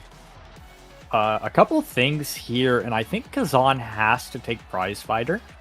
I know there's probably Rampage is certainly an option, but this X getting Prize Fighter is a lot of damage, and Grant has been making great use out of the bulk up 1-2. And I don't know. I said last round was supposed to be a nightmare draft for the Curious Cats due to like the aerials, the prime time, all that. But they ended up winning that one, so I don't want to say like it's impossible to win, but I am very, very scared of this Prize Fighter belt that's already being stacked 1 point in. The belt's getting heavy. Yeah, it's looking real heavy, and Grant Attack, I think his death was kind of rare in these situations. I think he died maybe like once last time, and your Kaido's looking really low, and that's a big difference that we're seeing. Cold Ramen's also looking really low. Heals them both back up though, and Cloak just wanting to get that size, gonna get 2 Rampage size. That's 10% right there off the bat. AJ Cannon stunned out of the secondary, but the Monumentalist NATO, and the missile prop fueled prime time, just giving the core red, but they hold. Your Kaido and Cold Ramen hold. Unfortunately, they do lose a barrier there, but Cloak still dribbles through. Grant Attacks on the prowl. X Maximus is out. Heal from the now though, very nice. Puts him back in. Nice back pass from your Kaido into Cold Ramen though, but the core still in the corner with the core flip, and used the core flip, but still lost the goal. That's a bad feeling if you're a Curious Cat. Yeah, that is a little unfortunate. And Chikara, looking like they're trying to, looking like they're still in it for sure. This X build is doing a lot of work. 188 power, by the way, but 2 power awakenings. One that's not even fully built yet. I mean, what? This what a character! Power, yeah. Oh gosh. Monumentalist NATO coming in with the X from downtown. Core just slipped through a weird way into Mako Cage though, and Cloak's doing great. AJ Cannon does intercept it with the primary. Core flip was released. X Maximus is out. Now Dorito intercept. Very good. Cloak though is made smaller. Gets the barrier once again, so that's looking good. AJ Cannon stunned out. Cold Ramen has a core flip to deal with the X. Even respects that dash in. Now just has to clear to Cloak, who does have a flip. Might not use it. Wants to save it as much as possible. Unfortunately, not used quite as well as they hope. Cold Ramen running in. Another great save from AJ Cannon, and Chunk Dinky has core flip now. Isn't shy to use it. Flips it up to Cold Ramen, who is walking up. Nice now Dorito. Cloak finally gets the goal, and hey, they're making it work. Cloak's doing so much with so little. Cloak is very hard to kill with the Vambrace, and the cooldowns, notably having 2 evades built into the kit. With Twin Drive is very strong, so I think it's honestly going to come down to whether Grant Attack can kill Cold Ramen or your Kaido, and it looks like he can. That is a 3rd belt stack, and probably 2 barriers. Chunky has flipped. They're trying to get into position into the middle. Cloak wants to kill though. Nice pass to Grant. Unfortunately, a little slightly off kilter. Cold Ramen is back, and the power play is ended. Cloak is on the hunt for Chunk Dinky. Unfortunately, a little too slow. Your Kaido strike comes back just in time. My goodness, Cloak, great pop-up, gets the core in. Mako Cage just the core. Unfortunately, Cloak was not in there. Chunk Dinky has to burn the last of their energy, so they can start beating up Chunk Dinky, but not if Grant Attack wins the 1v2, answering in kind. And Chikara, they're at match point. They're looking to get another win. They are, and this is a pretty important game for them, because if they win this, I believe that I haven't had like the numbers ran. That is the 4th Prize Fighter belt, and it looks like they are pretty favored to take this game just based off the situation they found themselves in. Probably both barriers. And Chikara really wants this game. Yeah, I mean, this definitely either a survival or a day 2 finish for both these teams. The game 3 is definitely a very important one. Cloak trying to win, trying to get there. Both forwards caged for dear life. Ramen teleports out. And now they have to get through to Mako. They have to get through this 228 power X with 4 Prize Fighter stacks. Chunk Dinky's looking really low, but the angle, your Kaido gets there. Monumentalist boots Rasmus. Chunk Dinky putting down, gets getting put down by Cloak. Survives though, but is going to lose. No, not even the primary. Survives. X Maximus burned defensively though, and that's not good. Now NATO comes out. Chunk Dinky still lives. Gets the core angle. Gets it through your Kaido. huge maintaining on the momentum on that 50-50. And Chikara core flip release. I think they're up 3. They're on the 3-0 team now. Yeah, they are 3-0. That pretty much guarantees them a day 2, I'm pretty sure. Which is really, really good for them. They have played phenomenally all night so far, and I imagine they're going to keep doing it at the pace that we're seeing. Again, Chunk Dinky with 100 redirects over the next person. No, I'm sorry. I don't know how to count. 60. He's been doing this all night. It is what it is. Yeah, I mean, I think Grand Tap was so huge that game. I mean, X just scaled, and there were some really great plays coming out from Cloak Oak, just making sure that the Curious Cats hung in there. But like you said, they did it once, but that doesn't mean they can do it again, especially when that last awakening is Prize Fighter. And 11 kills on Taiko Temple, not too shabby. Grand Attack played really great this night as well. Really a keystone of the core flip release of offense. Absolutely, and we'll see. We'll notably come back and see if Curiosity killed my fat blue Lao cat. If they can manage to clinch out a win, I believe if they end up going 3-2, that is definitely something. It'll probably come down to tiebreakers, but it is certainly... No, it won't. It should just get them... I don't know. Neither team is out. There is a way in this. It is going to be a bit of a brutal climb. 2 more games for them. 2 more games for them to win. And we may see that. I don't know. I don't know who we're following next game, but we'll probably cut to break for a little bit and come back for our game 4.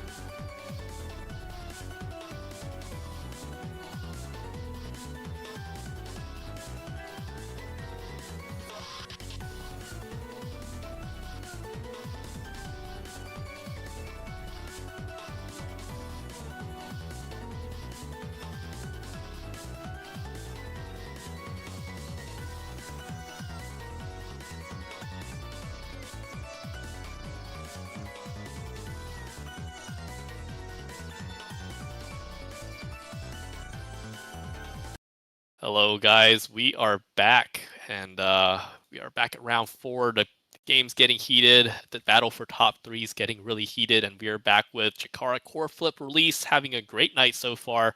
Some of their wins have looked shaky. Some of them have went to set 5, but at the end of the day, they are 3-0, looking for a 4-0 against the Omega Strikers. That's right. These guys are the Omega Strikers. Unfortunately, they are not having as great of a night. They're on the other end of the spectrum, and they really have to bring it back if they want to be in the running for third place. They really have to take a win against this 3-0 team, and then they have to do it again on round 5, or else they won't even have a chance at making day 2. But here with Flop, how do you? Hi. What are you looking at here? Well, I don't want to. We're still following. We're still following Core Flip Release. We've looked really dominant tonight. I think they've also gone to Tycho every map, and I think if it goes to Tycho, well, Grant is kind of being a beast on it. I've said it every single game. Grant's getting insane X value. Somebody please ban it. Yeah. I mean, who's gonna look at Grant and be like, yeah, this guy's mid diamond with a sub 50% win rate, and he barely plays X. Like, who's gonna look at Grant attack and think that he's been phenomenal all night. Yeah, no, definitely. I think I really need to see something different. Maybe I don't know. Like core flip seems so locked in tonight. They want to win so bad. Um, and I'm sure everybody does, but the Omega Strikers have an incredibly uphill battle. Not just in this game, but in the entire thing. They've got to win. I don't think they can drop a set because they're competing for tiebreakers, and they're really going to need tiebreaker because right now theirs isn't looking too hot. True. On the flip side, core flips like confirmed themselves, I think, for a second at least, if not more. Obviously, you still just want to play it safe, take more wins, you know, stat pad if you will, but I'm very, very concerned for the Omega Strikers. Just I need to see some winning play that's not just we're going to play better than them because we've seen that 3 times against this team, twice against this team. Sorry, 3 games tonight. We've only been here for 2 of them, and it doesn't really look like you can just play better than them. They are incredibly tight knit. It seems, well-oiled machine. They play together really well, and I just need to see something that like evens that out. Yeah, for sure. I think one thing is that I mean anything can happen. You know, it's Omega Strikers, it's ISS, and Core Flip release. They have drop sets. Their set when you look at their set score, it's not like they've had like confident 3-0 3-0s. They've had 2-3 victories, or 3-2 victories. They're not completely invincible.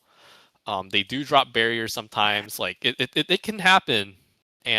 But yeah, like you said, one team has to play absolutely perfectly if they want to keep their day 2 dreams alive, and the other team they have a little more room and leeway, and that's such a big change on their psyche. So it's not Tycho actually. We're gonna be on Clarion Test Yes! Chamber. Yeah, I know. It's something different, a breath of fresh air. And we have Orb Replicator and Missile Prop. So how do you look at that? There's so much different, and it's oh my god, hang on, I dropped my headset. There's so much different about this, and it's not just because we're off Tycho for once, although that is very good. I'm really glad we're off Tycho. The X has finally been banned. Granted, haha, funny grant attack, but it's not a good X start. But this character has been so dominant in Grant's hands. We haven't seen him off it tonight. So I'm really curious how I believe this is him on Drakkar. It could be a Dubu forward, but I think it's Drakkar.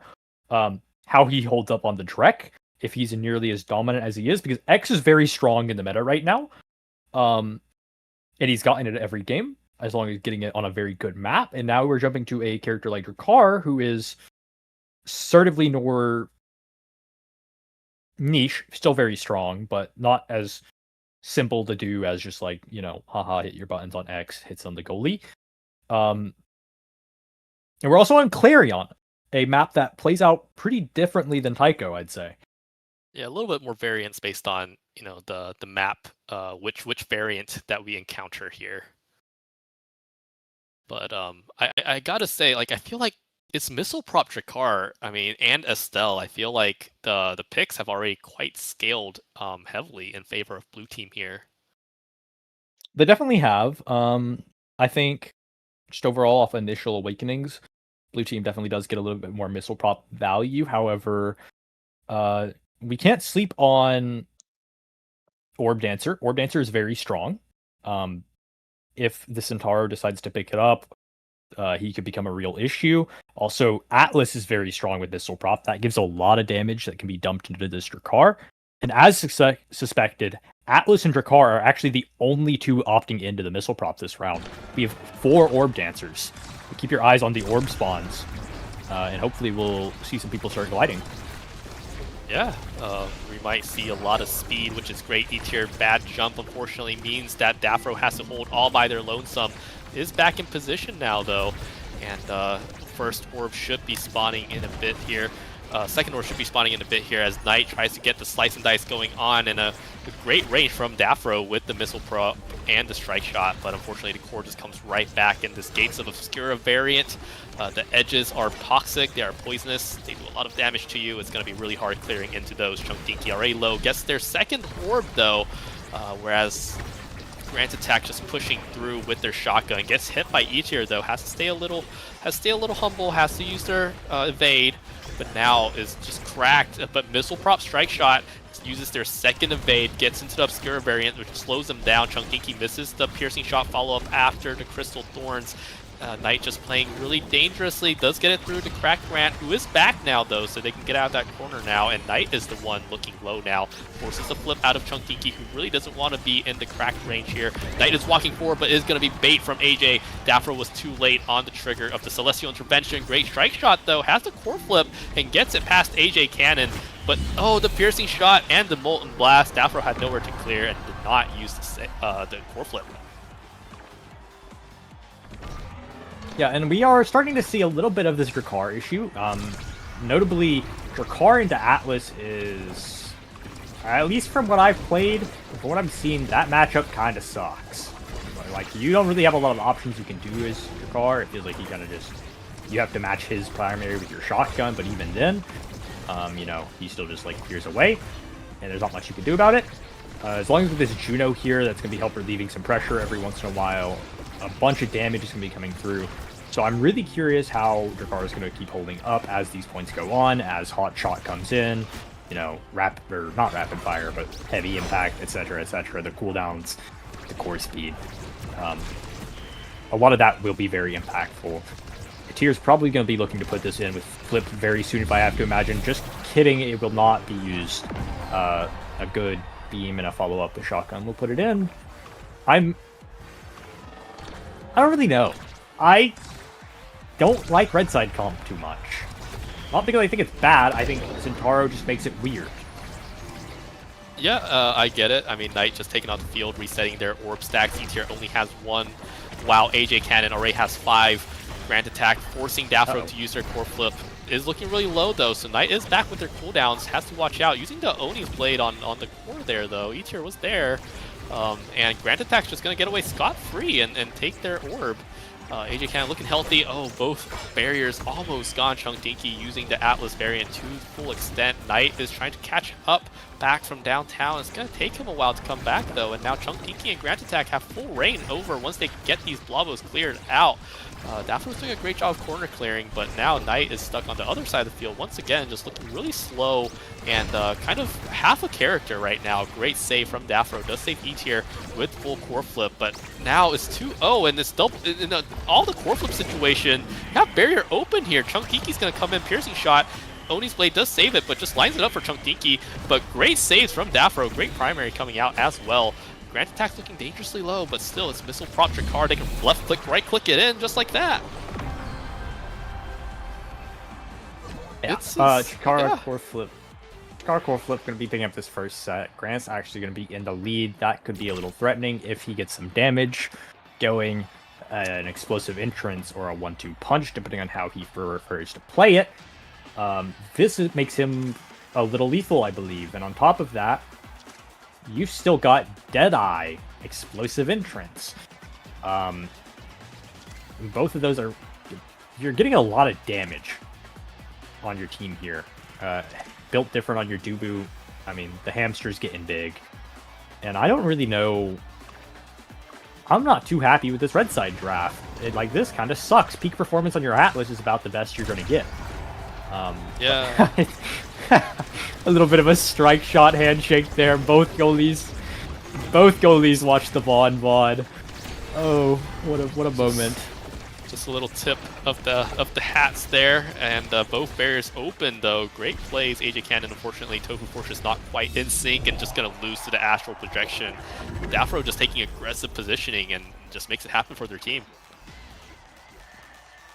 Yeah, we will be swapping over to Xeno variant, a variant that I'm is actually pretty good for red side. If you can get it into this lane and just like drop your Juno slimes, drop your Atlas primary, Atlas secondary, they can be incredibly difficult to clear it out, and they're going to get that first barrier, which is oftentimes like the hardest to take, especially against these melee goalies that just sit there and hold it down. Yeah, the side street actually opens up quite a bit. Oh, Knight just comes in with his Zentaro passive, and E tier with a jump. AJ Cannon was unable to react on both counts, and that means a 2-0 lead here for the Omega Strikers. Yeah, I need us to start Orbit. And by us, I mean everybody. I'm not seeing enough people grab, play for the orbs, and glide. Afro's throwing a strike shot into his own net for love of the game. Just don't need that cooldown for the kickoff. You know what? He might be right. Oh, just kidding. Just kidding. I spoke way too soon. Bouncy House. Yeah, Bouncy House, and currently the owners of it is Grant and Chunk Dinky, and yeah, they lay claim. We're done and dusted, going to the next variant just like that. Yeah, and well, I believe we're going to be going to an Atlas variant. Yep, I'm a beast at reading these. Again, another map to favor this Juno Atlas very hard. Get it into lane. You use the middle to kind of cover up everything. The only thing you need to watch out for are these edge kills. Drakkar is going to be prowling, and I mean, if you get too close to Dubu, he might start hunting too. Yeah, and Dubu no. is threatening, and AJ just looking for a chance to walk up. Knight's gonna look really low. I don't know if if he really wants to fight that Drakkar. After that Oni Blades ends, that's when Knight's life ends as well. E tier just holding on to the core flip, but I'm not sure about this. This might be goal here from Chunk Dinky, not even using the flip. And yeah, Atlas variant, still Drakkar finding these kills, makes it work. And we're going to the Obscura variant next, a pretty damage-focused one. Both teams are going to have their flips up, 2 flips for both sides. And this is really going to come down to who takes the most damage, I think. Dafro might be able to bail somebody out once, but this is a very, very damage-heavy map. It's not uncommon to see people running around staggered for, 30 seconds at a time. And, oh my god, it actually might just be in. Yeah, What can you do about that? Yeah, this is rough. I mean, I don't think the Omega Strikers are playing badly per se, but they're behind on every economy. The energy economy, they just hold on to it. They don't get to use it. Like Orb Stack 0-0, and we have some awakenings here for everybody. Can't keep getting it. He gets prime time again. Every time it's in, he's just always MVP for the prime time draft. Oh, Quick fix on Juno. I don't think it's going to bail you out of this one. Drakkar is already incredibly strong. If this Atlas takes Happy Star, it might have done something, but it's going to be brutal for this Zentaro to play the game. He's going to get walked at, and Knight's going to perish. I don't think there's anything he can do about it besides try to survive. And now you have a prime time... I mean, this Drakkar build. Missile Prop Drakkar. Missile Prop 1-2 heavy impact. He's going to be killing from what feels like global. Doing so much damage. Yeah, I mean, I know this isn't necessarily best measurement, but Grant's been looking crazy on the Drakkar as well. Just a little love tap is enough to bait out a Celestial Intervention from the Atlas. Grant's gonna take that barrier. Oh, not with that bad angle. Still does manage to take it. E tier trying to make the little dashes work. AJ Cannon on top of it. Great Summer Assault now. Slimes do come down, and Knight finally has something going for him. And great astral projection. Nice angle from E tier. Gets it straight past AJ. And it's an uphill battle, but we got to start somewhere. Yep. And onto the Era variant here. This is a little scary, I'll be honest. First barrier is going to be given to the side of... Oh my god! Oh goodness, E tier's just lives gone. just barely. Oh no. Oh no. Next point. I mean... Sometimes the points just work out that way. That's a 10-second point, very quick. Yeah, onto the Zeno variant. Maybe Juno Atlas can hold their lanes and just shut it down, but Chunk Dinky seems like he's got cooldowns for days, and also Grant seems like he's got ledge pressure for... I mean, what feels like if you even look at the edge, you're dead. Yeah, absolutely. Knight dashing in there with the Oni's Blade. Unfortunately, AJ Cannon is able to get it out. No sweat. Trying to find something with the core flip. Almost gets taken off of there. I think Grant could have just shotgunned Knight to death there. But yeah, this Zentaro just getting beat down, and every death is a stack gone. Celestial Intervention coming out. Knight doesn't die, which actually is kind of worse for him because now he doesn't have health. He's just going to get beaten up like that. And Grant's just, you know, hitting him from north to south, south to north, back to forward. And Knight's just holding on to the core flip for dear life, trying to find some random angles that they can make it work. And they finally burn it. But for what? For what? And just dies off to the log from AJ. And Dafro now with the core flip, just trying to get through. And that's a great side street setup here. But so much pressure from Grant just gets Atlas slipping. And E-tier almost taken off as well. That was so scary. If he uses the core flip, E-tier dies. Finally, Knight is back. E-tier gets the angle, trying to get through Chunk Dinky, but has to wait, burns the core flip a little too quickly, gets excited, but who can blame him? The Omega Strikers might have gotten their point. But now Chunk Dinky misses the primary. Knight is there slightly in forward, and E-tier wants to jump, but the Crystal Thorns is there waiting. They have to get it around AJ somehow, some way, but things are looking really dire. Astral Projection comes out, trying to push it through middle. AJ, nice strike shot coming through the side street. Juno is there, wins the strike or trying to pass it to Knight, but nice roll red from AJ Cannon. And now core is set back to neutral, and this is looking scary once again. Astral Projection, great clear down from Dafro. Wins against the shotgun. Oh, a great angle. Unfortunately, Grant misses his, but shotgun primary, Estelle piercing beam just layered on top. We're at match point for core flip release just like that. Yeah, and this is a map that you really don't want to be on against the Estelle for your final do or die. Got your car, he's gonna find this first barrier, and they're gonna find the second one with Chunk Dinky, and I think it might just be a Chikara's fourth game. Yeah, I think the Omega Strikers played their heart out last point, and now they don't have much gas left in them. Knight still putting on a lot of pressure in the bouncy house corner, but still just slipping through even with the Blobo. E-tier has to jump backwards. That's not where you want to be.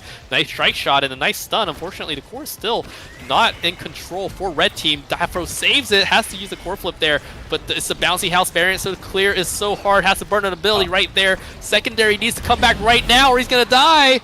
And Grant seals the deal. I mean, it's Grant MVP once again. Man of the night. God. It's okay. I mean, he's proven his stripes. You know, I don't think that's the earned phrase. his stripes. That's right. Yeah, earned his stripes. He is not an X1 trick. He puts the numbers up on Drakkar as well. And surprisingly, this is like the first game, I think, where Chunk Dinky hasn't had like 80 redirects over the next guy. Yeah. My God, dude. Yeah, I mean, this that was a rough game. I mean, I think there were some moments there that the Omega Strikers could have made work, but against so much, I feel like damage, just finding like they have to make every single one of their offenses count, and they just couldn't, and that's the end of the story there. Yeah, and I believe that's not good. I think that seals the Omega Strikers out. There is no way for them to get third. I do not believe if they had any hope at it, it was by winning this game. Core Flip has more than confirmed themselves. They will be going to day 2. At the very least, as a 4-something. 4-0 or a 5-0. I don't know. They're 4-0. We'll be seeing the 5-0 soon. Oh, or awesome.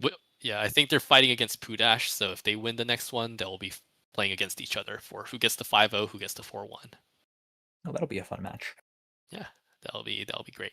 But that's gonna come after break though, so we'll be right back.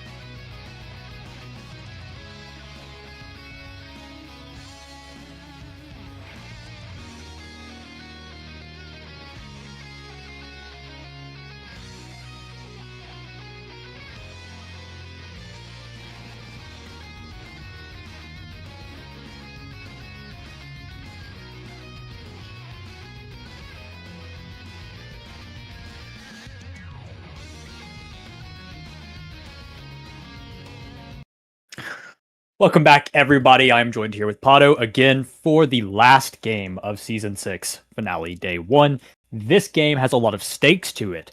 Both these teams currently 2-2 right now. They are fighting for third. First and second is pretty determined, I think. Maybe second can trade with third, but the first two teams are locked in pretty much. But both these teams, Twinning with my twin and Curiosity Killed My Fat Blau Cat, are fighting for their lives. Yeah, fighting for their tournament lives, trying to get in at third place. And both of these teams, I think, have shown that they want to win. That they really want to go to day 2, and they've really proven their mettle. Obviously, at the start of the tournament and the players at the end of the tournament, it's very physically very taxing. It's mentally and physically very taxing. So we'll have to see which team fares better in terms of that, like which team has more stamina, and I guess at the end of the day, which team wants to win a little bit more than the other one. Absolutely, and we are here. It is a little late. This is our third hour. Some of these people have probably been playing for 4 or 5 hours, maybe when you count warm-ups. So there is a little exhaustion kicking in. And let's talk about the teams a little bit, because the teams are actually very interesting. Twinning with my twin, who we came into and who was expected to be the first place team, has actually proven to struggle a little bit. And that's how they found themselves fighting for this last spot available. This is Imi Mimi, our newest player. I feel like I would say in the community in terms of making waves. Really active in the Scrim and in-house server, really active in solo queue, recently finding their way into actually the community, Westcord, Discord, all the chords. And then along with her is Doxy, a seasoned veteran of the scene, and Spartan, another veteran of the scene. These are players that have been around, have done their reps, and all of them have had some sort of league placement, whether it is Nasty, NASA, and I do not believe any of them have placed Nassel, but some of them have definitely subbed. So they have a lot of experience.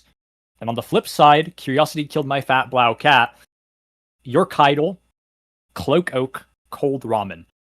Names that we don't have a lot on. They've been around. Cloak Oak, she's played a bit. I believe she's even played in Nasty as well. Not quite, I wouldn't say quite as a veteran as the others, as the other side, but definitely still been around. Cold Ramen's also been around, but again, not super active in the competitive scene. And Your Kydal has swapped names 3 times, and I've never heard of any of them. Yeah, I mean, have you heard of Yogurth? Frozen yogurt or anything like that? No, okay, no, yeah, me I neither. haven't. We're so fine. But they're actually subbing for Pantheon. I think that's a nasty team. So that's another active competitive member. Very.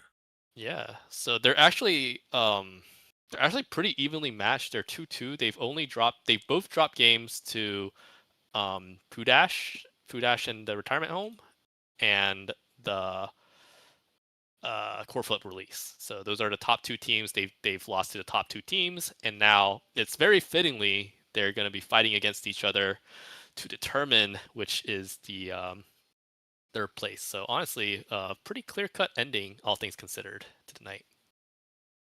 Absolutely, and we are going to be. Map is unknown yet. We haven't gotten that far, but just based off what I would assume, Twinning with my twin is a team that we have seen on Taiko twice, I believe. They seem to be fans of it. But they also are not a traditional team. Notably, there is not a traditional brawler player on this team, as opposed to Blau's Cloak Oak, known for the Zentaro, known for the Kazan. That's true. Honestly, I mean, she was doing big things in her prior games on the Kazan. Yeah. Yeah, as I was saying though, Twinning with my twin is actually a double midfield team, with Spartan holding it down typically on a melee goalie of some kind. So it's very interesting to watch in terms of it's double midfield. It's something that is not really played a lot in any league. I feel like generally people of all levels really like having the brawler, really like having that kill confirm, that hit stun, just that big guy in the enemy goalie's face that is going to say, okay, you get me this rock and I will do something with it. And so opting out of that in order to play like the Estelle Amy or, I don't know anymore. I'm not But sure. Yeah, I'm not sure what else they got because it's not just a double midfield right there. They're very particular about their midfields. It's not like one of them play Vice a lot. I'm not sure if they play Juno even. So it actually really limits them in their comp if they want to just like let free with their favorites. yeah, there's lots of drafting things you can do if you can secure cold ramen, maybe an Estelle. Then you can ban out Emmy's Amy. You force her onto Era, and then like Era plus another midfielder isn't too hot. Not that it can't be done, but it really has some issues. You could also maybe even look to pick out Doxy's character select. She might be around more, but as far as I know, her character pool isn't nearly as large. And again, there's so much that isn't that we don't know about yet. We don't know the map yet. We don't know the starting awakenings. So both of those could swing a draft, a high prio character. Also, this X character is broken, and if somebody locks it, namely Cloak Oak. Oh, Cloak Oak onto X would be demonic. Yeah. I will say though, we're not doing cold ramen has been subbed out for Psykeen, which is understandable. It's been a long night. You get a fresh person, fresh brain, fresh hands, fresh eyes. Can react on the strikes now again, and it's gonna be good. But I'm not quite sure on how Psykeen will fare in this lobby either. Flop, do you know anything about Psykeen? Off the top of my head, no. I recognize the name. I know they've been around. I don't think I've ever really interacted with them, or maybe I've played with them in like solo queue, but I don't really remember it. I'm looking at our little cheat sheet here. He's apparently got an Estelle Julie. Okay, that's an interesting range. That is an interesting range. However, those are the only two characters it has.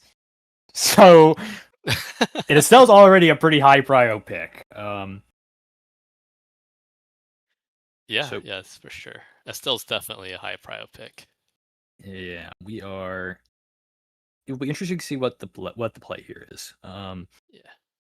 I imagine we will probably be seeing two lock it down goalies. If I had to guess, it will be Atlas Mako, Atlas X, not Atlas X, known X goalie, lock it down. Atlas Dubu, Atlas Mako, Dubu Mako, whatever variant you want to do. That is what I imagine we'll probably see. And I mean, there it is. I think it's gonna be the question, right? Like, can Doxy, Emmy, Mimi, and Spartan kind of survive against a lot of damage if they so choose? Because there's a lot. This Cloak Oak has ample awakenings. I feel like this awakening rotation is kind of wonky. There's a lot of speed, but there's also a lot of damage. There's Stinger, there's bulk up like you always mention. There's built different.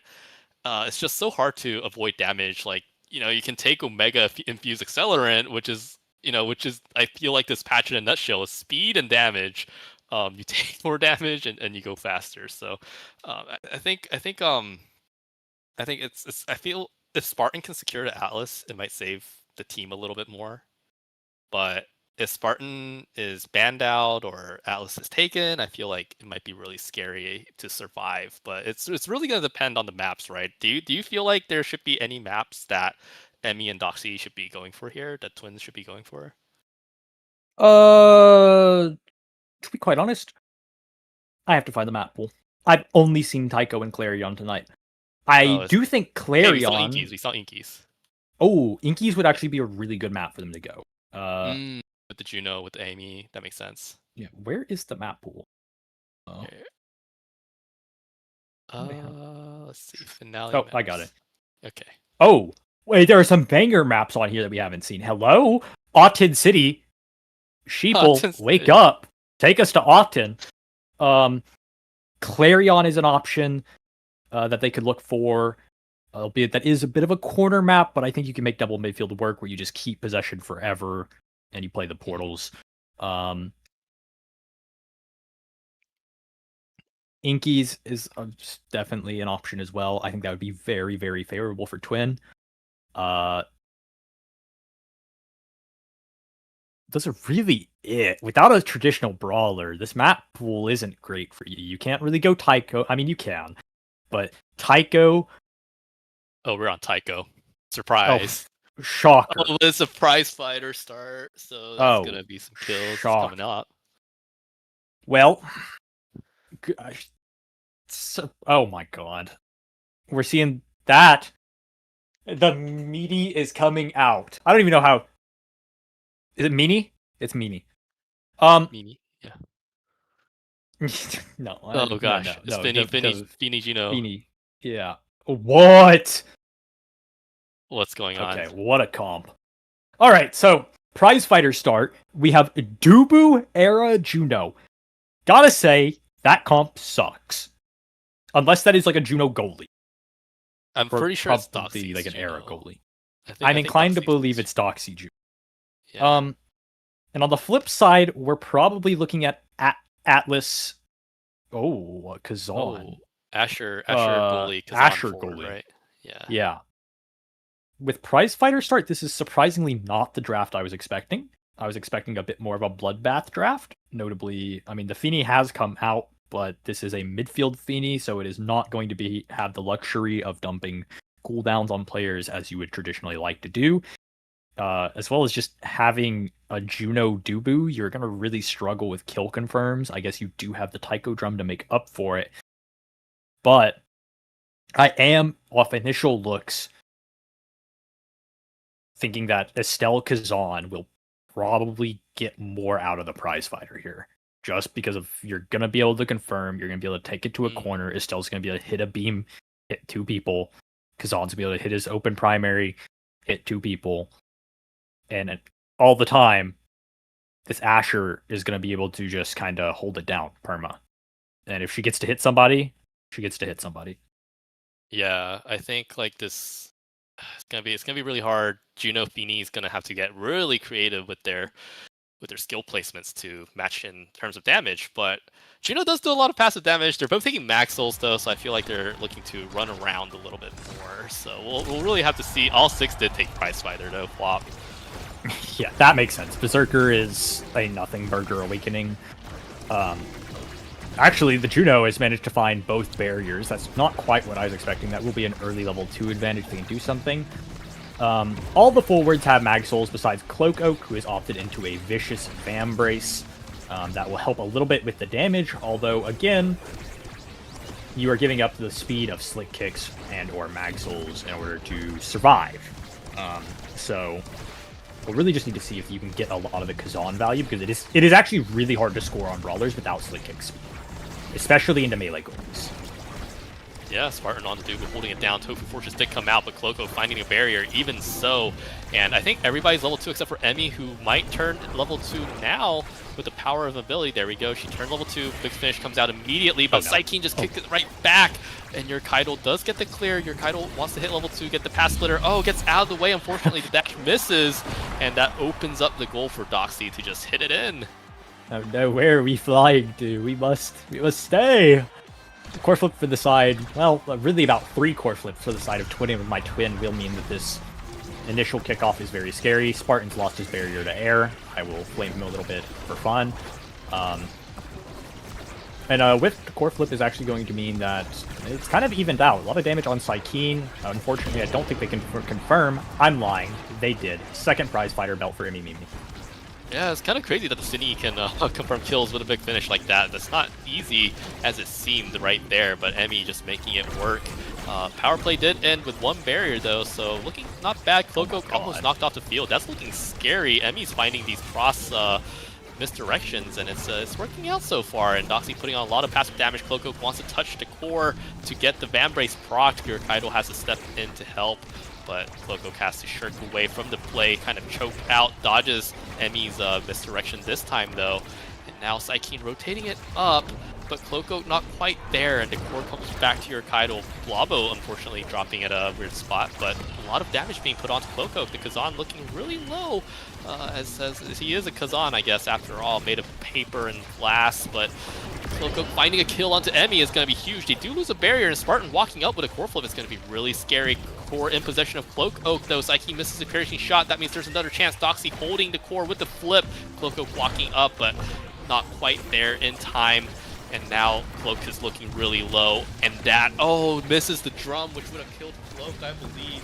But trying to dodge, Doxy pushes the Blobbo down, and there we go, 2-0 lead. A really good set, actually, start off for Twins. Yeah, something like that. Twinning. Yeah, and shockingly, the double midfield comp is actually going to build themselves a pretty comfortable lead initially. A bunch of damage being pushed out onto Psykeen. Of course, it's actually going to come out. Emmy did have her belt removed. That is 2 gone, sitting on 0. Psykeen's also got none. I'm not going to keep track of all these. Just try to, for the fans at home, just look at your favorite player and count their prize fighter stacks. I'll let you know if anybody hits 4 or 0, but that's about it. Anyways, as we go around, Spartan and Emmy both with flips. This is a very comfortable spot for Twin with my twin. Yeah, Spartan, nice somersault, gets it out with the Tofu Fortress. Cloco, Katsu roll back. There's not enough room for the Kazan to rotate around. They do find a top angle, but Emmy is there on the bottom. Misdirection hitting Cloak. Your Kaido, a bad bounce off of Taiko, but does salvage it using the primary now. Emmy's looking a little low, but Cloco actually, they do clear it. Does the Curious Kittens, but there we go, Psykeen off. There's no more prize fire stacks to lose anyway, so it's okay. Cloco trying to find anything, but unfortunately, the barrier is down for the Blau Fat Cats, and now Psykeen's back power play is over, but this cost was kind of big. Emmy finding the angle. Doxy is looking for a jump or a cross clear to just hit one. Psykeen rose warping in. Spartan does hold. Big finish coming out. Nice angle off the Taiko, but Kaido was there in position. Misdirection almost taking Psykeen off the field. That's a little slow. Asher has to use the flip to save it, and Emmy strike war win, and that's the 3-0 first set. Looking strong is the Twinnings. Yeah, this is not looking like the same team we saw first round, or our first game whenever we initially hopped on. And I mean, yeah, we are, I don't really know what Feeny wants here. I guess a spec training or like a stacks, an inner focus. I don't know. I'm sure she'll figure a way out. Timeless is, I guess. I don't really know what midfield Feeny wants. I know that's pretty common on goalie, but notably, Kazan did pick up a build different. That will be concerning. We've seen today what Cloak Oak can do whenever she gets that size and is allowed to kind of just be bigger. Very, very good at scoring with the size. Stacks on stacks for Doxy will be quite big once it gets going, especially as Juno is already a hard-to-kill character. Cloak Oak claiming a belt prize for herself. And yeah, a little power play for the side of Curious Cats. Yeah, just looking dire for Twins twinning with my twin. And Vinny comes back though, but they do lose both barriers. Big finish, markedly bigger, and it's going to stay for a little longer. But Emmy, so far, is looking a little worse for wear here. Cloak's very big, very strong. Emmy almost taken off the field once again. Psyche coming up, bring up the rear using Crystal Thorns. Spartan does rotate down smartly though. Piercing shot comes out, does nothing. Spartan has the core, has all the time in the world, but Psyche's closing in, has to make it quick. So Doxy, we see blocking the pass angle. Cloak Oak has a core flip though, and Emmy, I think, wants to beat it out of Cloak Oak, and is going to share the orb. Evades the open form primary, and then your Kaido trying to get the core out, but the Blobos are so scary. Great timely Tofu Fortress coming out from Spartan, and now Cloak Oak believing in Kaido to react, hitting Emmy Mimi, but is going to lose to Misdirected Spartan. Great roll, and the log angle weird. Taiko is so strong, but Spartan, nice flip. Cloak Oak was there getting ready to gear up. Psyche's looking really low though, so that could be another prize fighter stack coming out, but not if Cloak Oak runs in and does the pop-up. I mean, great plays coming out from the Kazan. Yeah, that is one thing we need to watch for. I think generally when people see the prize fighter, you expect the power for kills and stuff, but it is also going to be that in overtime, whenever people get it stacked, or even if they get, you know, one prize fighter belt and just have like a hot shot or some little extra power, they can Jesus save Kazan. There will be a lot of red speed as these prize fighter belts get passed around, as this Juno picks up Awakenings, as Estelle picks up Awakenings, yada yada, as core flips come out. Oh, a double barrier for Mimi. This is suddenly a really scary spot for your Kaido. Yeah, rough situation. Cloak Oak does snatch the core right out from Doxy's hands. A bad dash, though, means that the ball is open again. Cloak Oak almost taken off the field again.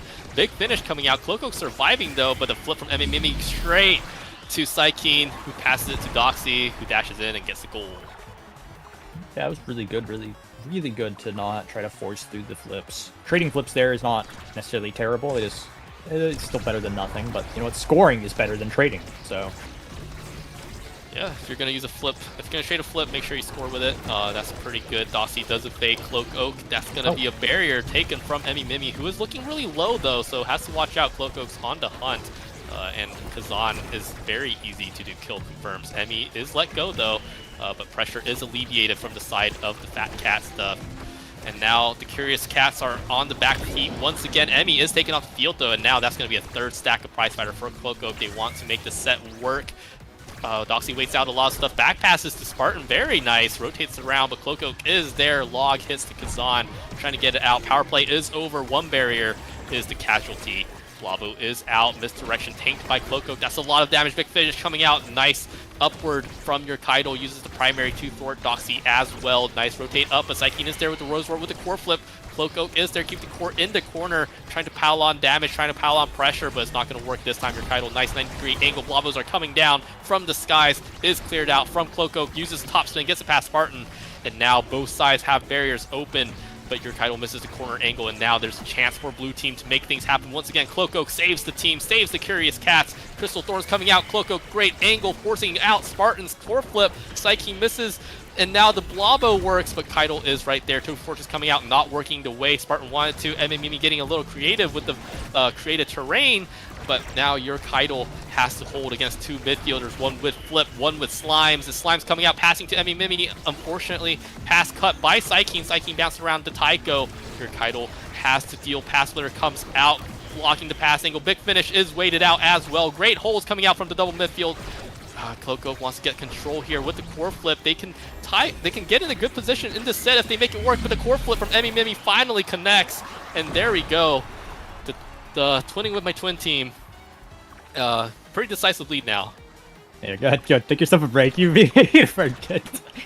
A couple things to note. We are starting to see a little bit of the problem with this double midfield comp. Notably, that overtime went really long. Asher did get the inner focus fully stacked up, managed to get 26 CDR. Juno has her 150 pancakes, but this Asher will start to become a problem for scoring on without the traditional brawler just to hit stun whenever the abilities are out. So Twin with my twin does need to be wary of that and see if they can close these out a little bit sooner, I think. Yeah, I mean, it's been working so far. They did win that point even though it was dire. Emmy just running around Cloak Oak, dodges past splitters, but they do have the barriers open. 21-10, don't get me wrong, they have the barriers open, and they have Blobos coming down the corner. Cloak Oak has to play defense on this Kazan, getting it through. Spartan's right there waiting, though. Psykeen, unfortunately, Rose Warp doesn't get wrong. Spartan does log up and gets the core out at a cost of one barrier. Energy flip now. Core flip available for Spartan, trying to rotate it around. Cloak Oak is right there. Nice stun from Doxy, making sure Cloak Oak couldn't get there in time, and now the big finish pushed through by your Kaido with the right click, but Spartan just rotates it straight down again, and Doxy's right there waiting. That's such core speed coming out from overtime. Log coming out over to Taiko. Passplayer has come out, but the Tofu Fortress is always going to win. The Blobos are coming out. The speed is fast. Doxy gets a goal from across the grave. And there we go. 2-0 lead from Twinning with my twin.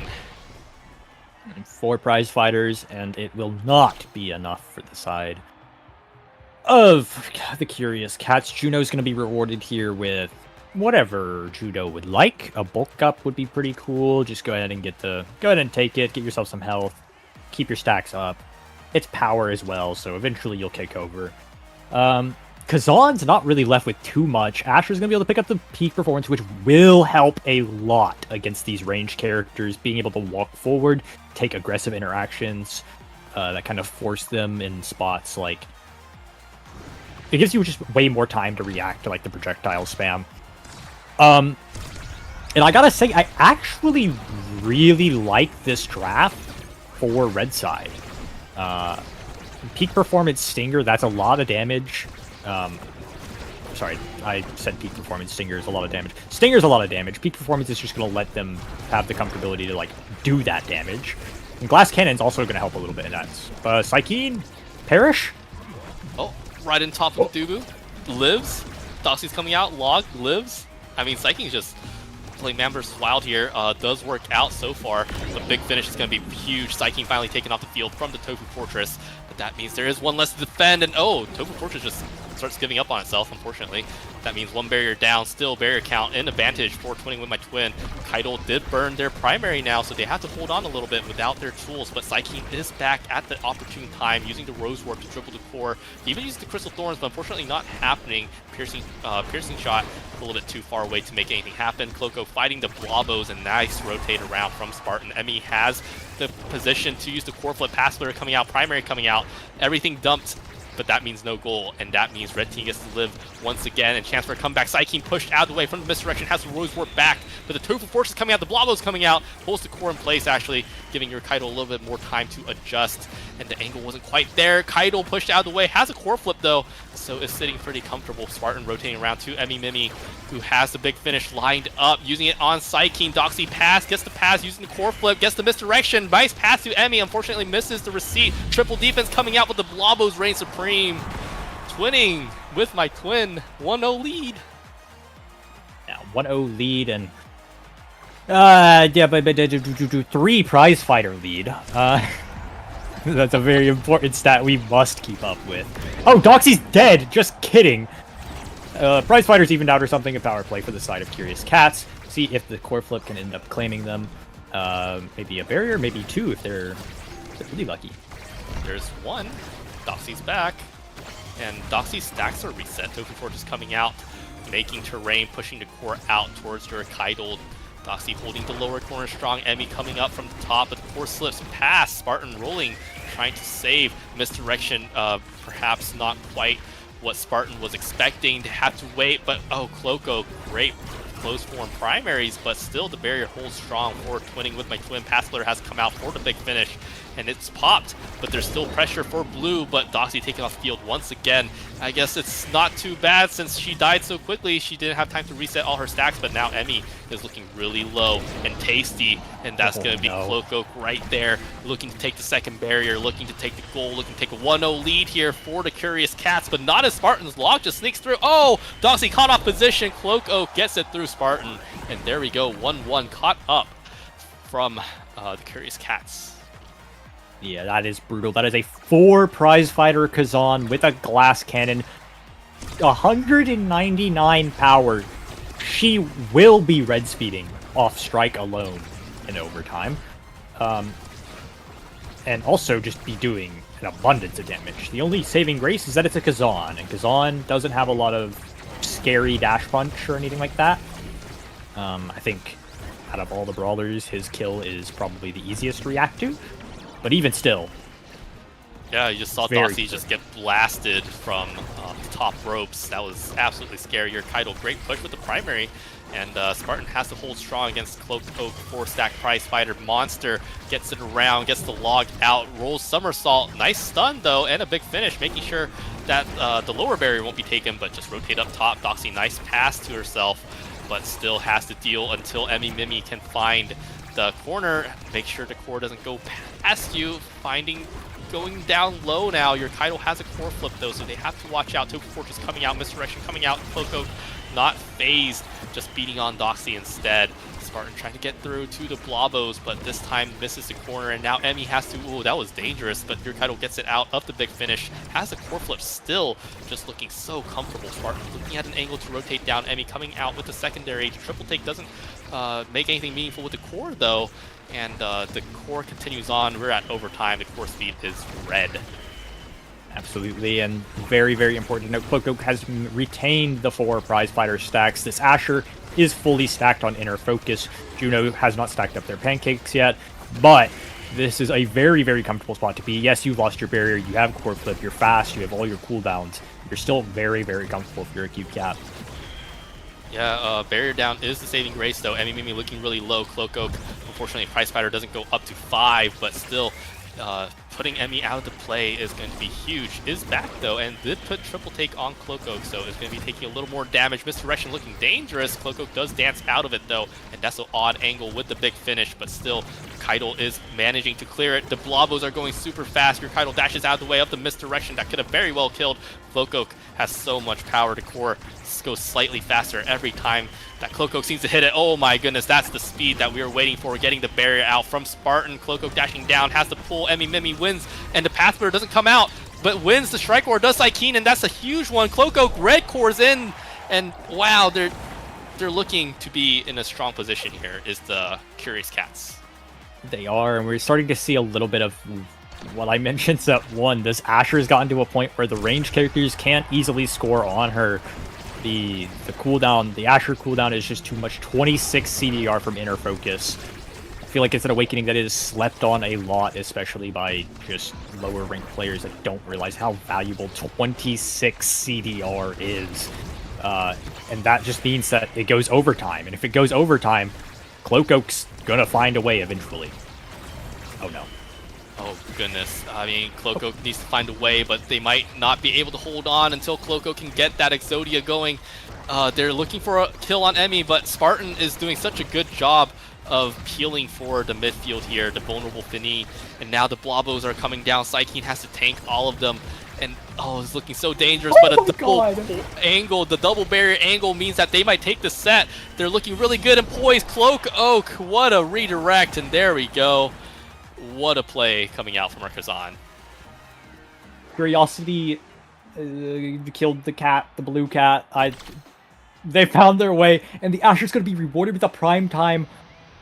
Don't even take the hot shot. Don't fall for the hot shot. It's going to suck, but she's going to get 1-2 anyways. High key. Oh my god, your Keitel understands the draft. This is really, really good. Kazan's going to get bigger. That'll just help score. Notably, this is a really good draft for both teams. I don't know if I lean either way. Hotshot did get to air, or Juno, but she was gonna get 1-2 anyways. There's not much you can do about it. Now your Asher has Inner Focus, peak performance, prime time, and without a true brawler just to stun this Asher, I feel like it's gonna be incredibly, incredibly difficult to get past her once she gets the Inner Focus going. And, yeah, I think, okay, keep going. I believe the size on Kazan will be useful as well. Another thing to note is the Psykeen has picked up a Deadeye. This will help him a little bit just with damage, keeping, maybe finding some kills, shutting down the prize fighter stacks, for the Juno stacks, just anything. Deadeye's just consistently good. Dubu's picked up Team Player. That can kind of even out the core speed for blue side in overtime if it manages to get there, but I'm not going to be too worried about it until then. And then, you know, Hotshot Juno doing stuff. Yeah, I mean, Juno Hotshot still very, very strong. Emmy has a flip, has a big finish. Your Keitel has to use a flip now, but Emmy still has a flip, holding on strong. But oh, the Tycho bounce, making Spartan lose the second barrier. This is a very good break if you're a cute cat fan, or not cute cat, sorry, Curious Cat fan. And now Mimi looking low, had to burn the flip, and now Spartan does have core flip, but still a dangerous spot, especially with Cloak Oak just shirking around, looking for a way to get the core around. Log is there, thankfully, and your Keitel holding strong, making sure that they can get it, but the back pass from the big finish looking really dicey here for Emmy. Does get the secondary off, though. Oh, and Spartan has to use a core flip defensively. But still, the Tofu Force coming out is going to buy them a bit of time, and the Blobos coming down and gets it through your Keitel. Finally, a lapse of concentration from the Asher. Yeah, and, you know, that may... I do not think that is a reliable way enough. I think you may need to figure something out. Doxy will need to do some work with this flip, whether it be taking the barriers and getting that initial lead, or, you know, maybe both. It could be a both here, actually. The pass splitter might save it, but I'm not sure yet. Yeah, it didn't end up being a both. Psykeen is battered and bruised, but alive with 2 evades. They have to tread very carefully on Tycho, though. Dodges out of the way of Doxy's Blobos. That's a start. Your Kaido, great block. Psykeen's waiting, trying to hold on to their health that they have. Doxy almost has a second primary. Psykeen does energy back up, though, and has a core flip now. So your Kaido pushing it out with the primary. That's working out really well. A premature core flip from Psykeen, though. That means the energy economy in favor, especially with Emmy having the core flip. Oh, that was rough clear, but they still make it out with both barriers. Does twinning with my twin. And Passler coming out. Great flip from Emmy, using it to burn the barrier. But they have been in this position before, and Psykeen's looking really low, but Doxy, huge Blobo speed, and gets red core even before overtime. Yeah, and this is starting to look a little scary. You really, this is game point.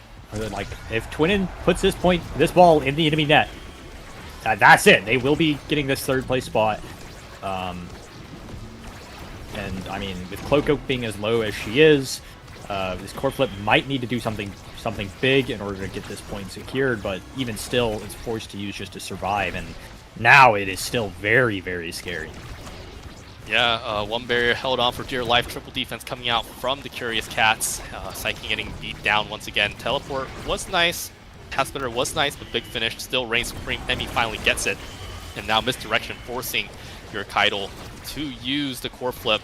Energy economy heavily in favor of the blue team. Cloco trying to make stuff happen on the midfield. Psykeen is out for the count because they've been so battered. Spartan rotating it to Psykeen, though, and Psykeen trying to beat down again. Cloco has to play and step in and play midfield Kazan once again. Tofu Fortress coming out. Cloco tanks it for Psykeen and gets the barrier. I mean, Cloco, what a monster, but Emmy dribbling it up towards your Kaido. Doxy is there. Triple take coming out. Nice rotate coming out from Spartan. Cloco grabs that. Oh, great read from Spartan. Psykeen's piercing shot didn't get there. And now Cloco has another chance, but not if they go off the field. Emmy has a core flip. Doxy almost has a core flip. They're getting ready to set up. They're going to shoot it straight to your Kaido. Doxy jumps in. Your Kaido hits it straight down and gets the core out. Kazan is going to be back in 2 seconds. Kazan is back. Power play is over. Open form primary. It passed Emmy Mimi, but the core is so fast. Doxy just needs to get set up with the core flip coming out, setting up on the bottom time and time again, trying to get it out. Dribble coming out. Blobo coming out. Core flip coming out, but they hold with the pass splitter. Spartan has core flip, but that's the only person on their team that does. Doxy's Blobos are dropping in. Psykeen wins the strike war. Once again, the corner setup comes out, but your Kaido holds. Big finish comes out, but your Kaido's going to hold once again, especially with Cloco's help. Vertical clear coming out. Psykeen dodging the Tofu Fortress means that Cloco has another chance. The Tofu Fortress works in favor of Spartan this time, and your Kaido still holding strong in the net. Spartan has core flip, but uses it. He does use it, but Cloco is there, pulls the core back to the midfield. And now the fight coming out. Psykeen win. The strike roll was huge, but Cloco wasn't there in position because they were in the mid. And now Password comes out. The big finish comes out, and big finish working in favor of your Kaido here. Emmy Mimi set up once again with the core flip. Misdirection, not going to catch Cloco off guard this time, but Emmy Mimi has a core flip, misses the top of the net, and your Kaido still holds with the core flip. And now, once again, blue team converges. Once again, red team gets it out, and once again on Taiko Temple to bounce, but the Spartan this time, the gates are open. That's so sad. That's tragic. No, that's Emmy Mimi. Regardless, going into this, what a set. Yeah, anyways, very low energy bar for the side of Twinning with my twin. Your Kaido seemed like a monster last round. The inner focus fully stacked. The prime time is printing CDs. A little barrier advantage here might lead to a second point if they can get it, and God would they love it, because this is it. This is all they've got. They have to win this set. Yeah, they really need this. It's match point for Twinning with my twin, and they really want it too. They really want to win, but it's looking really dire. They're pushing through. They have 1 barrier. They're going to rotate it and get the second one. This is looking like it could be a set 5. No way! Viking gets it in. Crystal Thorns coming out. Nice block from Spartan. Gets a kill, gets a point. Set 5. We are almost there. We are on point 5 of set 4. Yeah, not point 5, set 5. Set 4. as Doxy does have a flip to work with. Notably, very, very few prize fighter stacks across the board. Nobody above 2. And this is a very concerning big finish. It's actually going to be just one barrier taken, but the offense isn't over yet. Oh, both barriers for this team, for this cat is gone. My goodness, both barriers open. This is looking really scary. I mean, almost taken off the field, though. This could be it. If blue team finds a great angle, they can make it in. Doxy has a core flip. They have all the ingredients. Jumping forward was Doxy. Spartan does end up losing barrier, though. Your Keitel is setting up here. Big finish coming out from Emmy. Uses it to buy time. Doxy, the dash is on cooldown. Doxy uses the flip. Doxy uses the flip, but nothing happens. And now Cloco is there to pile on the pressure, backpassing with Psykeen. And the Blobos are coming down, but it's not enough. Not quite yet. A defensive Blobo use. Spartan has core flip. Spartan needs to make something happen, needs to get it out cleared. That's a start. Your Keitel coming out, Pass Splitter coming out is so much cooldowns. That Asher just has everything every single time. Misdirection coming out, Tofu Fortress coming out. Big finish is here. Emmy passes to herself. No. And there we go, seals the deal. They are going to day 2. Twinning with my twin. That was a rough road, but they made it happen. Oh, that's so unfortunate for like just to slip by with the yeah, I mean that is the double midfield. That is how, if it's gonna go in, that's gonna be what it is. 28-minute Taiko Temple game as a 205 saves. As a banger. Yeah, I mean your Keitel was fighting his hardest battle. Sisyphant task. The ball just would not go up the hill. I don't know. The Asher got very, very strong, and truly, that game could have gone either way. Like, it really could have. Like, if it doesn't go in there, like, there's a real world that game goes set 5.5, and we would see the Curious Cats manage to claw their way into that third place spot. But it will actually be twinning with my twin today for this third spot, I believe. Maybe even second, depending on how the other game went. I'm not sure. It's looking like third. Yeah, I mean, what a game. What a series. Absolutely. I mean, that's just the corners, the big finish coming out at the end. I mean, you were talking about Spartan earlier, and he might have not have proved it to you game 1, but he definitely proved it to you game 5. Yeah, no, I definitely agree. Very, very consistent near the end. Just managed to hold it down just long enough, especially in these against the Cloco Kazan. And, you know, it is what it is. Core speed, you know, it will get around. Very, very, very good game. And our 3 teams heading on to day 2, I believe, will be Pudash's retirement home at a nice 5-0 set count. Core flip release at a 4-1, and then twinning with my twin, clawing their way in. That will be on April 3rd, from what I've been told. April 3rd is day 2 of the ISS Season 6 finale, and I've been joined here today with Pato, who may be able to come. I don't know. Seems like we're having some seems like we're having some issues, but Pato, you got anything else left to say about it? So, I mean, I came here expecting a quick day, you know, just 5 best of ones, but they've all been really big bangers. The last one definitely a great one to end it with. Like I'm at a PC bong, my clock went out because I definitely overshot it. So I mean, it's been a great night, guys. And Flop, I love being here with you and casting these games. Of course, anytime. It's been a joy, but we are going to go ahead and we are done for today. ISS Season 6 finale, day 1, coming to a close. Goodbye.